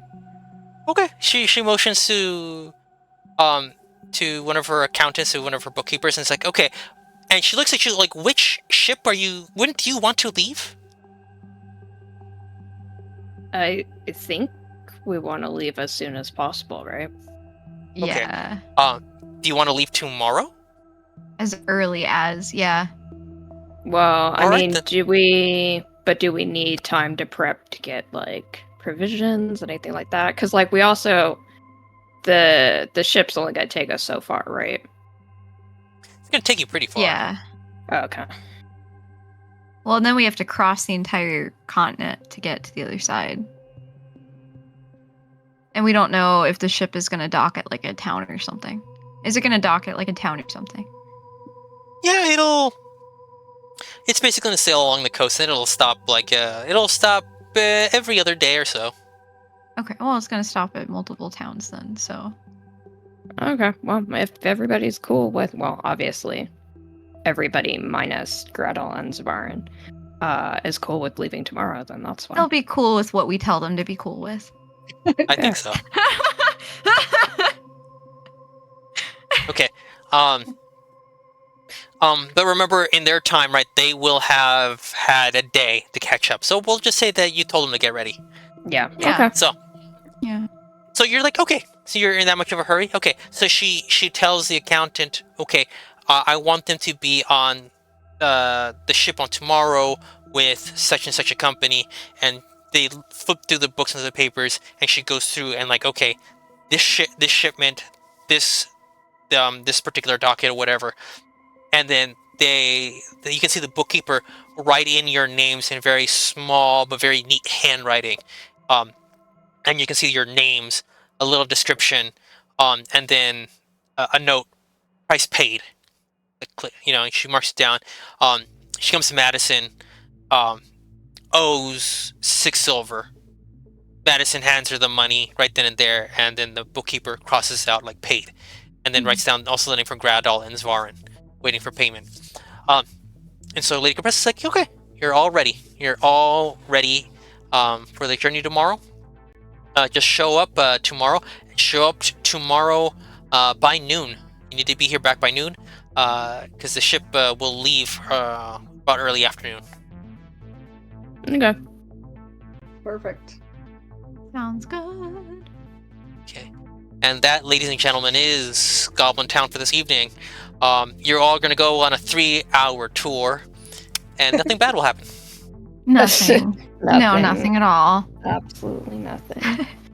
I mean, we just the three of us, we survived a ghoul worm, so it just goes to show that when we have a full team of 5, we're at 100% capacity. When we're at a team of 3, we're still at 100% capacity. Are you implying that Gradon is far in a dead weight? oh my gosh. Find out next time on Welcome to Goblin Town.